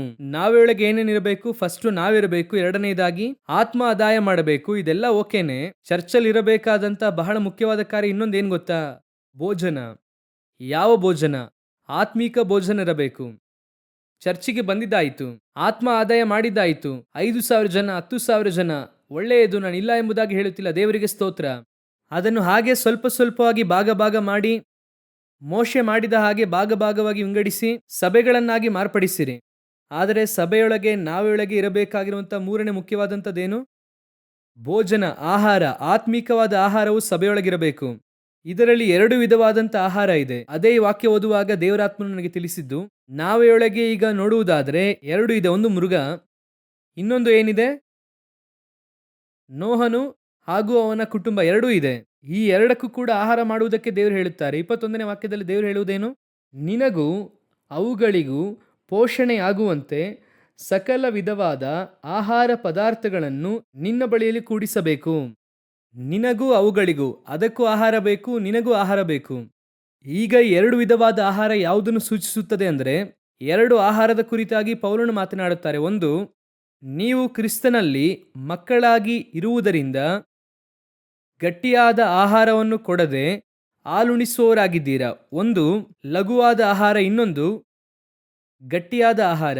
ಇದು ಯಾವುದನ್ನು ತಿಳಿಸುತ್ತದೆ ಅಂದರೆ, ಈಗ ನೀವು ಭಾನುವಾರ ಸಂದೇಶವನ್ನು ಕೇಳುತ್ತೀರಲ್ವಾ, ಭಾನುವಾರ ಸಂದೇಶ ಕೇಳುತ್ತೀರಲ್ವಾ, ಇದೆಲ್ಲವೂ ಕೂಡ ಹಾಲು, ಲಘುವಾದ ಆಹಾರ. ಆದರೆ ನೀವೇನೆಂದುಕೊಂಡಿದ್ದೀರಾ ಅಂದರೆ ಇದೇ ಗಟ್ಟಿಯಾದ ಆಹಾರ ಅಂದುಕೊಂಡಿದ್ದೀರಾ. ಅಬ್ಬಾ, ಭಾನುವಾರ ಸಂದೇಶ ಕೇಳಿದ್ವಿ, ದೇವರಿಗೆ ಸ್ತೋತ್ರ. ಭಾನುವಾರ ಆಹಾರ ಅವಶ್ಯ. ಈಗ ಇದರಲ್ಲೇ ನೋಡುವುದಾದರೆ ದೇವರು ಹೇಳುವಾಗ ನಿಮಗೆ ಅರ್ಥವಾಗುವುದಕ್ಕಾಗಿ ಹೇಳುತ್ತಿದ್ದೇನೆ. ಆದಿಕಾಂಡ ಪುಸ್ತಕ 1ನೇ ಅಧ್ಯಾಯ 30ನೇ ವಾಕ್ಯವನ್ನು ಓದಿರಿ. ಇದಲ್ಲದೆ ಭೂಮಿಯ ಮೇಲೆ ತಿರುಗಾಡುವ ಮೃಗಗಳು, ಆಕಾಶದಲ್ಲಿ ಹಾರಾಡುವ ಪಕ್ಷಿಗಳು, ನೆಲದಲ್ಲಿ ಹರಿದಾಡುವ ಕ್ರಿಮಿಕೀಟಗಳೆಂಬ ಜೀವಿಗಳಿಗೂ ಎಲ್ಲ ಹುಲ್ಲು ಸೊಪ್ಪುಗಳನ್ನು ಆಹಾರಕ್ಕಾಗಿ ಕೊಟ್ಟಿದ್ದೇನೆ ಎಂದು ಹೇಳಿದನು. ಇದು ಅವುಗಳಿಗೆ ಆಹಾರ. ಈಗ ಮನುಷ್ಯನಿಗೆ ಏನು ಹೇಳುತ್ತಾರೆ ಎಂಬುದಾಗಿ ನೋಡಿ. ಓದಿರಿ ಈಗ ಆದಿಕಾಂಡ 3ನೇ ಅಧ್ಯಾಯ 18ನೇ ವಾಕ್ಯ. ಆ ಭೂಮಿಯಲ್ಲಿ ಮುಳ್ಳು ಗಿಡಗಳು, ಕಳೆಗಳು ಬಹಳವಾಗಿ ಹುಟ್ಟುವವು, ಹೊಲದ ಬೆಳೆಯನ್ನು ಅನುಭವಿಸುವಿ. ಈಗ ಅವುಗಳು ತಿನ್ನುವುದಕ್ಕೂ ಇವನು ತಿನ್ನುವುದಕ್ಕೇನು ವ್ಯತ್ಯಾಸ ಇದೆ? 2 ವೆಜಿಟೇರಿಯನ್ನೇ, 2 ಸಸ್ಯಾಹಾರಿನೇ, ಆದರೆ ಅವರಿಗೆ ಪೈರು ವಿಧಗಳು, ಮನುಷ್ಯನಿಗೆ. ಆದರೆ ಇವುಗಳಿಗೆ ಹುಲ್ಲು ಸೊಪ್ಪು. ಈ ಹುಲ್ಲು ಸೊಪ್ಪು ಎನ್ನುವಂಥದ್ದು, ಹುಲ್ಲು ನಿಮಗೆ ಗೊತ್ತು, ಸಾಫ್ಟ್ ಆದ ಆಹಾರ. ಇವತ್ತು ಕೂಡ ಮೃಗಗಳು ಅದನ್ನೇ ತಿನ್ನುತ್ತವೆ. ಈ ಪೈರು ವಿಧಗಳು ಎನ್ನುವಂಥದ್ದು ಸ್ವಲ್ಪ ಅದನ್ನು ಅಡಿಗೆ ಮಾಡಿ ತಿನ್ನಬೇಕು. ಅದನ್ನೇನು ಮಾಡಬೇಕು? ರೆಡಿ ಮಾಡಿ ಅದನ್ನು ತೆಗೆದುಕೊಂಡು ತಿನ್ನಬೇಕು. ಈಗ ಮನ್ನಾ ನೋಡುವುದಾದರೆ ಅವರದನ್ನು ಜಜ್ಜಿ ಅಡಿಗೆ ಮಾಡಿ ತಿನ್ನಬೇಕು. ಅದೇ ಸಮಯದಲ್ಲಿ ನೀರನ್ನು ರೆಡಿ ಮಾಡುವುದು ಬೇಡ, ಅದನ್ನು ಹಾಗೆ ಕುಡಿಯಬಹುದು. 2 ವಿಧವಾದ ಆಹಾರ ಇರುತ್ತದೆ. ಅದೇ ರೀತಿಯಾಗಿ ಸಭೆಯೊಳಗೂ ಕೂಡ ಒಂದು, ಈಗ ಭಾನುವಾರ ನಿಮಗೆ ಅರ್ಥವಾಗುವುದಕ್ಕೆ ಹೇಳುತ್ತೇನೆ, ಭಾನುವಾರ ಒಂದು ಆಹಾರ ತಿನ್ನುತ್ತೇವೆ. ಇದು ಎಲ್ಲರಿಗೂ ಕೂಡ ಇರುವಂತಹ ಸಾಮಾನ್ಯವಾದ ಆಹಾರ. ಇದು ಯಾವ ಆಹಾರ? ಹೊಸದಾಗಿ ಬರುವಂಥವ್ರಿಗೆ ಇರುತ್ತದೆ, ಬಹಳ ವರ್ಷದಿಂದ ಬರುವವರಿಗೆ ಇರುತ್ತದೆ, ಹಿಂಜಾರಿ ಹೋಗಿರುವವರಿಗೂ ಇರುತ್ತದೆ, ಮಕ್ಕಳಿಗೆ ಇರುತ್ತದೆ, ಯಂಗ್ಸ್ಟರ್ಸ್ಗೆ ಇರುತ್ತದೆ, ವಯಸ್ಸಾದವರಿಗೆ ಇರುತ್ತದೆ. ಎಲ್ಲರಿಗೂ ಕೂಡ ಸೇರಿ ಭಾನುವಾರ ಏನಿರುತ್ತದೆ? ಒಂದೇ ಆಹಾರ ಅಷ್ಟೇನೆ. ಈ ಒಂದು ಆಹಾರ ನಾರ್ಮಲ್ ಆಗಿ ಎಲ್ಲರೂ ಕೂಡ ಸಾಮಾನ್ಯವಾಗಿ ಸ್ವೀಕರಿಸುವಂಥ ಆಹಾರ. ಅದೇ ಹಾಲಿದ್ದ ಹಾಗೆ. ಹಾಲನ್ನು ಯಾರು ಬೇಕಾದ್ರೆ ಏನು ಮಾಡಬಹುದು? ಕುಡಿಬಹುದು. ಎಲ್ಲರಿಗೂ ಸುರಿಯಪ್ಪ, ಎಲ್ಲರಿಗೂ ಕೊಡು. ಭಾನುವಾರ ಈಗ ಬರುತ್ತೀರಾ, 3/4 ಗಂಟೆ 1 ಗಂಟೆ ಸಂದೇಶ. ಈ 1 ಗಂಟೆಯ ಸಂದೇಶವನ್ನು ದೇವರೇನು ಮಾಡುತ್ತಾರೆ? ಭಾಗ ಮಾಡಿ ಎಲ್ಲರಿಗೂ ಒಟ್ಟಾಗಿ ಕೊಡುತ್ತಾರೆ. ಭಾಗ ಮಾಡಿ ಎಲ್ಲರೂ ಕುಡಿಯುತ್ತೇವೆ, ತಿನ್ನುತ್ತೇವೆ. ಅವರವರಿಗೆ ಬೇಕಾದ ಸ್ವಲ್ಪ ಆಹಾರ ಅದರಲ್ಲಿರುತ್ತದೆ. ಒಬ್ಬೊಬ್ಬರು ಕಿತ್ತು ತಿನ್ನುತ್ತೇವೆ. ಆದರೆ ಇದನ್ನು ದಾಟಿ ಇನ್ನೊಂದು ಇದೆ, ಗಟ್ಟಿಯಾದ ಆಹಾರ, ಪೈರು ವಿಧಗಳು. ಅದೇನು ಗೊತ್ತಾ? ಅದುವೇ ನೀವು ವಾಕ್ಯವನ್ನು ಧ್ಯಾನಿಸಿ ಹೊಂದಿಕೊಳ್ಳುವಂಥದ್ದು. ಅದುವೇ ನೀವು ಮಾಡಬೇಕಾದಂಥ ಬೈಬಲ್ ಸ್ಟಡಿ, ಸತ್ಯವೇದದ ಅಧ್ಯಯನ, ಕರ್ತನಲ್ಲಿ ಧ್ಯಾನಿಸುವಂಥದ್ದು. ಯೆಹೋವನ ಧರ್ಮಶಾಸ್ತ್ರವನ್ನು ಹಗಲು ರಾತ್ರಿ ಧ್ಯಾನಿಸುವವನು ಎಷ್ಟೋ ಧನ್ಯನು. ಇದು ಬಲವಾದ ಆಹಾರ. 2 ಕೂಡ ಚರ್ಚ್ನಲ್ಲಿರಬೇಕು. ಇವತ್ತು ಸಭೆಯು ಒಂದು ಆಹಾರದಲ್ಲಿ ಹೋಗುತ್ತಾ ಇದೆ, ಲಘುವಾದ ಆಹಾರ. ಬರುವಂಥವರನ್ನು ಹಾಗೆ ಸ್ಯಾಟಿಸ್ಫೈ ಮಾಡಿ, ಹಾಗೆ ಭಾನುವಾರ ಬಂತು ಅಂದರೆ ಒಂದು ಆಶೀರ್ವಾದ ಸಂದೇಶವನ್ನು ಮಾತನಾಡಿ ಅವರನ್ನು ತೃಪ್ತಿಪಡಿಸಿ, ಒಂದು ವಾಗ್ದಾನವನ್ನು ಕೊಟ್ಟು, ಒಂದು ಪ್ರಾರ್ಥನೆ ಮಾಡಿ ಮುಗಿಸಿ, ಇದನ್ನೇ ನೀವು ಎದುರು ನೋಡುತ್ತೀರಾ. ನೀನು ಬಾಲವಲ್ಲ ತಲೆಯಾಗುತ್ತೀಯ, ನಿನ್ನನ್ನು 1000 ಪಟ್ಟು ಆಶೀರ್ವದಿಸುತ್ತಾರೆ, ನೀನು ಈಗ ಇರುವುದಕ್ಕಿಂತಲೂ 1000 ಪಟ್ಟು ವೃದ್ಧಿಯಾಗುತ್ತೀಯ. ಆಕಾಶದ ನಕ್ಷತ್ರದಂತೆಯೂ ಸಮುದ್ರದ ಉಸುಬಿನಂತೆಯೂ ನೀವು ಅಭಿವೃದ್ಧಿಯಾಗಿ ಸಮೃದ್ಧಿಯಾಗಿ. ಇದನ್ನು ಕೇಳುವುದಕ್ಕೆ ಸಂತೋಷವಾಗಿದೆಯಲ್ಲ? ಅಪ್ಪ, ಭಾನುವಾರ ಈ ವಾರ ಏನಪ್ಪ ಸಂದೇಶ? ನಿನ್ನನ್ನು 1000 ಪಟ್ಟು ಆಶೀರ್ವದಿಸಿ ಅಭಿವೃದ್ಧಿ ಮಾಡುತ್ತೇನೆ. ಅಪ್ಪ ಸ್ತೋತ್ರ ದೇವರಿಗೆ. ಮುಂದಿನ ವಾರ ಏನಪ್ಪ ಸಂದೇಶ? ಕೋಟ್ಯಾನು ಕೋಟಿ ವೃದ್ಧಿಯಾಗುತ್ತೀಯ. ಹೋದ್ವಾರ 1000, ಈ ವಾರ ಕೋಟ್ಯಾನು ಕೋಟಿ. ಸ್ತೋತ್ರ, ಪ್ರೈಸ್ ದಿ ಲಾರ್ಡ್, ಹಲ್ಲೆಲೂಯಾ. ಇದು ಕೇಳುವುದಕ್ಕೆ ಸಂತೋಷವಾಗಿದೆ, ನಾನು ಇಲ್ಲ ಎಂದು ಹೇಳುತ್ತಿಲ್ಲ. ಇದು ಒಂದು ಕಾಲಘಟ್ಟದಲ್ಲಿ ನಮಗೆ ಅವಶ್ಯವಾಗಿದೆ. ಮಕ್ಕಳಿಗೆ ಹಾಲು ಎಲ್ಲಿಯ ತನಕ ಕೊಡುತ್ತೇವೆ? ಅದು ಮಗುವಾಗಿರುವ ತನಕ ನಾವು ಹಾಲು ಕೊಡುತ್ತೇವೆ. ಅದು ಬೆಳೆದ ನಂತರವಾಗಿ ನಾವೇನ್ ಮಾಡೋದಿಲ್ಲ. ಅದೇ ರೀತಿ ಒಂದು ಕಾಲಘಟ್ಟವಾದ ನಂತರ ಆಹಾರ ಏನಾಗಬೇಕು? ಗಟ್ಟಿಯಾದ ಆಹಾರವಾಗಿ ಮಾರ್ಪಡಬೇಕು. ಇನ್ನು ಕೂಡ ಈ ಒಂದು ಆಶೀರ್ವಾದ, ನೀನು ಸಮೃದ್ಧಿಯಾಗಿರುತ್ತೀಯ, ಆಶೀರ್ವಾದವಾಗಿರುತ್ತೀಯ, ಆಗಿರುತ್ತೀಯ, ಈಗಿರುತ್ತೀಯ, ಅದೆಲ್ಲ ದೇವರು ಯಾವತ್ತೋ ಮಾಡಿ ಮುಗಿಸಿದ್ದಾರೆ ನಮಗೆ. ನಂಬಿಗಸ್ತನಾದ ಮನುಷ್ಯನು ಪರಿಪೂರ್ಣ ಆಶೀರ್ವಾದವನ್ನು ಪಡೆಯುವನು. ಅದನ್ನು ಯಾರೇನ್ ಮಾಡಕ್ ಸಾಧ್ಯ? ದೇವರು ಕೊಟ್ಟಿದ್ದಾರಲ್ಲ. ಈಗ ಹೇಗಿರಬೇಕು ಗೊತ್ತಾ? ದೇವರೇ ನಿಮ್ಮ ಸತ್ಯವೇದದ ಮಹತ್ವಗಳನ್ನು ನೋಡುವಂತೆ ನಮ್ಮ ಕಣ್ಣುಗಳನ್ನು ತೆರೆ ಮಾಡಿರಿ. ನಿಮ್ಮ ಅತಿಶಯ ನೋಡುವಂತೆ ನಮ್ಮ ಕಣ್ಣುಗಳನ್ನು ತೆರೆ ಮಾಡಿ. ಒಂದು ಕಾಲ ಬಂತು, ನೆಬೂಕದ್ನೆಚ್ಚರನಿಗೆ ಅವರು ಕನಸಿನ ಅರ್ಥವನ್ನು ಕೊಡುತ್ತಾ ಇದ್ದರು ಕೂತುಕೊಂಡು. ಯಾರು? ದಾನಿಯೇಲನು. ಒಂದೊಂದು ಕನಸಿಗೆ ಇದಪ್ಪ ಅರ್ಥ ಅದು ಎಂಬುದಾಗಿ. ಯೇಸು ನ್ಯಾಯ ತೀರಿಸುವಾತನು, ಅದರಲ್ಲಿ ಸಂದೇಹವೇ ಇಲ್ಲ. ಆದರೆ ಅದರಿಂದ ತಪ್ಪಿಸಿ ಪರಲೋಕಕ್ಕೆ ಕೊಂಡೊಯ್ಯುವಂತವರು, ಅದುವೇ ಅಂತ್ಯವಾಗಿದೆ. ನಾಶ ಮಾಡುತ್ತಾರೆ ಎಂಬುದಾಗಿ ಅಲ್ಲ, ನಾಶನದಿಂದ ಕಾಪಾಡುತ್ತಾರೆ. ಯೇಸು ಕ್ರಿಸ್ತನೇ ನಮ್ಮನ್ನು ವಿಮೋಚಿಸುವುದಕ್ಕಾಗಿ ತಾನೇ ಬಂದರು. ವಿಶ್ವಾಸಿಗಳಿಗೆ ನಾನು ಹೇಳುತ್ತೇನೆ, ಈ ಸತ್ಯವೇದ ಪೂರ್ತಿಯಾಗಿ ನಿಮ್ಮನ್ನು ಮೇಲೆತ್ತುವುದಕ್ಕಾಗಿ ಕೊಡಲ್ಪಟ್ಟಿದೆ ಬಿಟ್ಟರೆ ನಿಮ್ಮನ್ನು ಕೆಳಗೆ ತಳ್ಳುವುದಕ್ಕಾಗಿ ಕೊಡಲ್ಪಟ್ಟೇ ಇಲ್ಲ. ಇದರಲ್ಲಿರುವಂತಹ ಒಂದು ವಾಕ್ಯವೂ ಕೂಡ ನಿಮ್ಮನ್ನು ಕೊಲ್ಲುವುದಿಲ್ಲ. ಎಲ್ಲ ವಾಕ್ಯವೂ ಕೂಡ ನಿನ್ನನ್ನು ಬದುಕಿಸುವಂತೆ ಮಾಡುತ್ತದೆ. ಯಾಕಂದ್ರೆ ಇದು ನಿತ್ಯ ಜೀವವುಳ್ಳ ವಾಕ್ಯ. ಇವತ್ತು ಈ ವಾಕ್ಯವನ್ನು ಧ್ಯಾನಿಸಿರಿ. ದಯವಿಟ್ಟು ಚೆನ್ನಾಗಿ ಅರ್ಥ ಮಾಡಿಕೊಳ್ಳಿ. ನಿಮ್ಮ ನಾವೆಯೊಳಗೆ ನಿಮಗೆ ಅಗತ್ಯವಾದಂಥ ಆಹಾರವು ಇರಬೇಕು. ನಿಮಗೆ ಅವಶ್ಯವಿರುವಂಥ ಆಹಾರ ಇರಬೇಕು. ಆ ಗಟ್ಟಿಯಾದ ಆಹಾರವೇ ನಿಮ್ಮನ್ನು ಕೊಂಡೊಯ್ಯುತ್ತದೆ. ಅದನ್ನೇ ನಿಮಗೂ ಹೇಳುತ್ತೇನೆ, ಎಷ್ಟು ಗಟ್ಟಿಯಾದ ಆಹಾರವನ್ನು ನೀವು ತಿನ್ನುತ್ತೀರೋ ಅಷ್ಟೇ ಬಲವಾಗಿ ಆತ್ಮೀಕ ಮಕ್ಕಳನ್ನು ಕೂಡ ಹೆತ್ತು ದೇವರು ಬರೋಣ ತನಕ ವಾಕ್ಯವೇ ನಿಮ್ಮನ್ನು ಪರಲೋಕಕ್ಕೆ ಕೊಂಡೊಯ್ಯುತ್ತದೆ. ಸುಮ್ಮನೆ ಭಾನುವಾರ ಬಂದು ಸಂದೇಶವನ್ನು ಕೇಳಿ ಹೋಗಿ ಪರಲೋಕಕ್ಕೆ ಹೋಗುತ್ತೀನಿ ಎಂಬುದಾಗಿ ಅಂದುಕೊಂಡ್ರೆ ನೋ ಚಾನ್ಸ್. ಅದು ಲಘುವಾದ ಹುಲ್ಲು. ಅದು ಅವರಿಗೆ ಬರುವವರಿಗೆ, ಭಾನುವಾರ ಹೊಸದಾಗಿ ಬರುವಂತವರಿಗೆ ಇರುವಂತದ್ದು. ಹೊಸ ಆತ್ಮಗಳಿಗೆ ಸರಿ, ದುಃಖದಿಂದ ಬರುವಂತವರಿಗೆ ದೇವರು ನಿನ್ನನ್ನು ಸಂತೈಸುತ್ತಾರೆ. ಇವ್ಯಾಂಜಲಿಸಂ ಮೆಸೇಜ್ ಓಕೆ, ಇಲ್ಲ ಅಂತ ಹೇಳ್ತಿಲ್ಲ. ಆದರೆ ವಿಶ್ವಾಸಿಗೆ, ನೋಹನಿಗೂ ಅವನ ಮಗನಿಗೂ ಆ ಆಹಾರ ಸಾಕಾಗುವುದಿಲ್ಲ. ಅದಕ್ಕೆ ದೇವರು ಎರಡನ್ನು ವಿಭಾಗಿಸಿ ಹೇಳುತ್ತಾರೆ. ನೀವು ಆಹಾರವನ್ನು ಸೇರಿಸಿಕೊಳ್ಳಿ ಅಂತ ಹೇಳಿಲ್ಲ, ನಿಮಗೂ ಅವುಗಳಿಗೂ ಆಹಾರವನ್ನು ಸೇರಿಸಿಕೋ. ಅವುಗಳು ಹುಲ್ಲು ತಿನ್ನುವಂಥದ್ದು, ನೀನು ಗಟ್ಟಿಯಾದ ಆಹಾರ ತಿನ್ನುವಂತವನು. ನಾವೆಯೊಳಗೆ ಎರಡಿರಬೇಕು. ನಾವೆಯೊಳಗೆ 3 ಕಾರ್ಯಗಳು ಮುಖ್ಯವಾಗಿರಬೇಕು. ಒಂದು, ನೀವು ನಿಮ್ಮ ದರ್ಶನದೊಂದಿಗೆ ಒಳಗೆ ಇರಬೇಕು. ಎರಡನೆಯದಾಗಿ, ಸಕಲ ವಿಧವಾದ ಜಾತಿಗಳನ್ನು ಒಳಗೆ ಸೇರಿಸಿಕೊಳ್ಳಬೇಕು. ಮೂರನೆಯದಾಗಿ, ಎಲ್ಲರಿಗೂ ಬೇಕಾದ ಆಹಾರ. ಈ ಒಂದು ನಾವೆಯೇ ಬರಲಿಕ್ಕಿರುವಂಥ ನಾಶನದಿಂದ ತಪ್ಪಿಸುತ್ತದೆ. ಹಾಲೆಲೂಯ. ಈ 3 ನಾವೆಯೊಳಗಿದ್ರೆ ನಾವೇನ್ ಮಾಡುತ್ತದೆ? ಇಲ್ಲ ಅಂದ್ರೆ ಯೋಚನೆ ಮಾಡಿ ನೋಡಿ. ಆಹಾರ ಇಲ್ಲ ಅಂತ ಇಟ್ಕೊಳ್ಳಿ, ಬಾಗಿಲನ್ನು ಮುಚ್ಚಿದ್ದಾಯಿತು. 1 ವರ್ಷ ಆಹಾರ ಇಲ್ಲ ಅಂದ್ರೆ ಒಳಗೇನಾಗುತ್ತದೆ? ಮಕ್ಕಳೇನಾಗುತ್ತವೆ? ಸತ್ತು ಹೋಗುತ್ತವೆ. ನೀನು ಒಳಗೆ ಸತ್ತು ಹೋಗಬಾರ್ದಂದ್ರೆ ಖಂಡಿತವಾಗಿ ಒಳಗೇನಿರಬೇಕು? ಆಹಾರ ಇರಬೇಕು. ನಾವು ಪ್ರಾರ್ಥಿಸೋಣ. ಎಲ್ಲರೂ ಕೂಡ ಎದ್ದು ನಿಂತುಕೊಳ್ಳೋಣವಾ? ಒಪ್ಪಿಸಿಕೊಳ್ಳೋಣ. ಈ 3 ಕಾರ್ಯಗಳು ಕೂಡ ನಿಮ್ಮ ಮನೆಯೊಳಗೆ ಇದೆಯಾ? ನಿಮ್ಮ ಸಭೆಯೊಳಗೆ ಇದೆಯಾ? ನಿಮ್ಮಲ್ಲಿ ಇದೆಯಾ ಎಂಬುದಾಗಿ ನೋಡಿ. ಮೊದಲನೆಯದಾಗಿ, ಕರ್ತನ ದರ್ಶನ ನಿಮ್ಮಲ್ಲಿರಬೇಕು. ನಿಮ್ಮೊಳಗೂ ನಿಮ್ಮ ಕುಟುಂಬದಲ್ಲಿ ಖಂಡಿತ ಇರಬೇಕು. ಕೇವಲ ವಾಕ್ಯದ ಬೋರ್ಡನ್ನು ಗೋಡೆಯಲ್ಲಿ ಅಂಟಿಸುವುದರಲ್ಲಿ ಪ್ರಯೋಜನವಿಲ್ಲ. ಆ ವಾಕ್ಯವು ಹೃದಯದಲ್ಲಿರಬೇಕು. ಎಲ್ಲ ಕಡೆಯಲ್ಲೂ ಕೂಡ ವಾಕ್ಯವನ್ನು ಅಂಟಿಸಿದ್ರೆ ಸೈತಾನ ಬರುವುದಿಲ್ಲ ಎಂದು ಅರ್ಥ ಅಲ್ಲ. ವಾಕ್ಯ ನಿಮ್ಮೊಳಗೆ ಇದ್ರೇನೆ ಸೈತಾನ ಬರುವುದಿಲ್ಲ. ಎರಡನೆಯದಾಗಿ, ನಮ್ಮ ನಾವೆಯೊಳಗೆ ಸಕಲ ವಿಧವಾದಂಥ ಜಾತಿಯನ್ನು ನಾವು ಸೇರಿಸಿಕೊಳ್ಳಬೇಕು. ಎಲ್ಲ ಜೋಡಿ ಜೋಡಿಯಾಗಿ ಒಳಗೆ ಬರಬೇಕು. ಕುಟುಂಬ ಕುಟುಂಬವಾಗಿ ಆತ್ಮಗಳು ಒಳಗೆ ಬರಬೇಕು. ಆ ಆಸೆ ಇರಬೇಕು. ದೇವರು ಹೇಳುತ್ತಾರೆ, ಸೇರಿಸಿಕೋ, ನಿನ್ನೊಂದಿಗೆ ಸೇರಿಸಿಕೋ. ನೀನು ಕ್ರಿಸ್ತನನ್ನು ಸಂಧಿಸುವುದಕ್ಕೆ ಹೋಗುವಾಗ ಬರಿಗೈಲಿ ಹೋಗುವುದಕ್ಕೆ ಆಗಲ್ಲ. 3 ಕಾರ್ಯಗಳನ್ನು ದೇವರು ನಾವೆಯೊಳಗೆ ಹೇಳುತ್ತಾರೆ. ಇವತ್ತು ನಾವು ಪ್ರಾರ್ಥಿಸಲಿದ್ದೇವೆ. ಮೊದಲನೆಯದಾಗಿ ಕುಟುಂಬಗಳಿಗಾಗಿ, ಎರಡನೆಯದಾಗಿ ಆತ್ಮ ಆದಾಯ ಮಾಡುವುದಕ್ಕೆ ಒಪ್ಪಿಸಿಕೊಡುವಂತವರಿಗೆ, ಮೂರನೆಯದಾಗಿ ಕರ್ತನ ಸತ್ಯವೇದವನ್ನು ಧ್ಯಾನಿಸುವುದಕ್ಕಾಗಿ 3 ಕಾರ್ಯಗಳಿಗೋಸ್ಕರವಾಗಿ ನಾವು ಪ್ರಾರ್ಥಿಸೋಣ. ಈ 3 ಕೂಡ ನನ್ನೊಳಗೆ ಇರಬೇಕು. ನಮ್ಮ ಮನೆ, ನಮ್ಮ ಸಭೆ ಆ ರೀತಿಯಾಗಿ ಇರಬೇಕು. ಬರಲಿಕ್ಕಿರುವಂಥ ನಾಶನದಿಂದ ನಾವೇ ತಪ್ಪಿಸಿಕೊಳ್ಳಬೇಕು. ಆ ರೀತಿಯಾಗಿ ಬಯಸುವವರೆಲ್ಲ ನಿಮ್ಮ ಕೈಗಳನ್ನು ದೇವರಿಗೆ ನೇರವಾಗಿ ಎತ್ತಿ, ನೀವು ಬರುವಾಗ ದೇವರೇ, ನಾನು ನನ್ನ ಕುಟುಂಬದವರು ರಕ್ಷಿಸಲ್ಪಡುವಂತೆ, ನಾಶನದಿಂದ ವಿಮೋಚಿಸಲ್ಪಡುವಂತೆ ಈ ನಾವೆಯೊಳಗೆ ಇದೆಲ್ಲ ಇರಬೇಕಪ್ಪ. ಒಪ್ಪಿಸಿಕೊಳ್ಳೋಣವಾ? Thank you Jesus. ಒಳ್ಳೆಯ ತಂದೆಯೇ, ಕರಗಳನ್ನು ಮೇಲೆತ್ತಿ ಪ್ರಾರ್ಥಿಸುತ್ತಾ ಇರುವಂಥ ಒಬ್ಬೊಬ್ಬರ ಮೇಲೆ ನಿಮ್ಮ ದರ್ಶನವು ಇಳಿದು ಬರಲಿ. ದೇವರೇ, ಇದುವರೆಗೂ ಕಾಣದಿರುವಂಥ ವಿಷಯಗಳ ಕುರಿತಾಗಿ ಅವರಲ್ಲಿ ದೈವೋಕ್ತಿಗಳು ಉಂಟಾಗಲಿ ಅಪ್ಪ. ಅದಕ್ಕಾಗಿರುವಂಥ ಸಿದ್ಧತೆಗಳು ಉಂಟಾಗಲಿ ಅಪ್ಪ. ಇಡೀ ಕುಟುಂಬವೂ ಕೂಡ ಹೋಗಬೇಕು ಎನ್ನುವಂಥ ಭಾವನೆ ಉಂಟಾಗಲಿ ಅಪ್ಪ. ಒಂದು ಸಿದ್ಧತೆ, ಕುಟುಂಬವಾಗಿ ಎಲ್ಲರೂ ಕೂಡ ಸಿದ್ಧಗೊಳ್ಳಲಿ ಅಪ್ಪ. ಒಂದೊಂದು ಮನೆಗಳಲ್ಲೂ ಕೂಡ ಕುಟುಂಬ ಪ್ರಾರ್ಥನೆಗಳು ಆರಂಭವಾಗಲಿ, ವೈಯಕ್ತಿಕ ಪ್ರಾರ್ಥನೆಗಳು ಆರಂಭವಾಗಲಿ. ಅಪ್ಪ, ಕುಟುಂಬದಲ್ಲಿ ಒಬ್ಬರು ಕೂಡ ಕೈ ಬಿಡಲ್ಪಡದವರಾಗಿ ನೀವು ಬರುವಾಗ ಇಡೀ ಕುಟುಂಬವು ಕೂಡ ಎತ್ತಲ್ಪಡುವುದಕ್ಕೆ ದೇವರೇ ಕೃಪೆ ನೀಡಿರಿ ಅಪ್ಪ. Thank you Jesus. ಎರಡನೆಯದಾಗಿ ದೇವರೇ, ಕರೆಗಳನ್ನು ಮೇಲೆತ್ತಿ ಪ್ರಾರ್ಥಿಸುತ್ತಾ ಇರುವಂಥ ಒಬ್ಬೊಬ್ಬರು ಕೂಡ ಆತ್ಮಗಳನ್ನು ಆದಾಯ ಮಾಡುವಂಥವರಾಗಿ, ಅನೇಕರಿಗೆ ನಿಮ್ಮ ಕುರಿತು ತಿಳಿಸುವವರಾಗಿ, ನಿಮ್ಮನ್ನು ಸಂಧಿಸುವುದಕ್ಕೆ ಬರುವಾಗ ಬರಿಗೈಲಿ ಬರದಂತೆ, ನಿಮ್ಮನ್ನು ಸಂಧಿಸುವುದಕ್ಕೆ ಬರುವಾಗ ಹೇರಳವಾದ ಗುಂಪನ್ನು ಕೊಂಡು ಬರುವಂತೆ, ಒಬ್ಬ ಸಮಾರ್ಯ ಸ್ತ್ರೀಯಳ ಹಾಗೆ, ಒಬ್ಬ ಮರಿಯಳ ಹಾಗೆ, ದೇವರೇ, ಒಬ್ಬ ದೆವ್ವ ಹಿಡಿದಂಥ ಮನುಷ್ಯನು ಒಂದು ಗ್ರಾಮವನ್ನು ಸಂಧಿಸಿದ ಹಾಗೆ ಒಂದು ಗುಂಪನ್ನು ತಂದು ನಿಮ್ಮ ಬಳಿಯಲ್ಲಿ ಒಪ್ಪಿಸುವುದಕ್ಕೆ ಕೃಪೆಯನ್ನು ನೀಡಿರಿ. ಆ ಭಾರ, ಆತ್ಮ ಭಾರವರಿಗೆ ಬರಲಿ ಅಪ್ಪ. ಕಡೆಯದಾಗಿ ನಮ್ಮ ಸಭೆ ಪೂರ್ತಿಯಾಗಿ ನಮ್ಮ ವಿಶ್ವಾಸಿಗಳೆಲ್ಲರೂ ಕೂಡ ನಿಮ್ಮ ಆಹಾರದಿಂದ ತುಂಬಲ್ಪಡಲಿ ಅಪ್ಪ, ನಿಮ್ಮ ವಾಕ್ಯದಿಂದ ತುಂಬಲ್ಪಡಲಿ.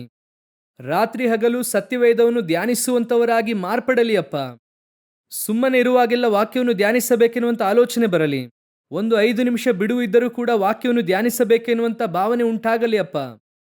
ಈ ಸಭೆ ವಾಕ್ಯದ ಮೇಲೆ ಕಟ್ಟಲ್ಪಟ್ಟದ್ದಾಗಿ ಮಾರ್ಪಡಲಿ, ಬಂಡೆಯ ಮೇಲೆ ಕಟ್ಟಲ್ಪಟ್ಟಂತಹ ಸಭೆಯಾಗಿ ಮಾರ್ಪಡಲಿ. ನಿಮ್ಮ ಮಹಿಮೆಯುಳ್ಳ ಕರದ ಕೆಳಗೆ ತಗ್ಗಿಸಿಕೊಳ್ಳುತ್ತೇವೆ ನಮ್ಮ ದೇವರಾದ ಯೇಸುವಿನ ನಾಮದಲ್ಲಿ ತಂದೆಯೇ, ಆಮೆನ್.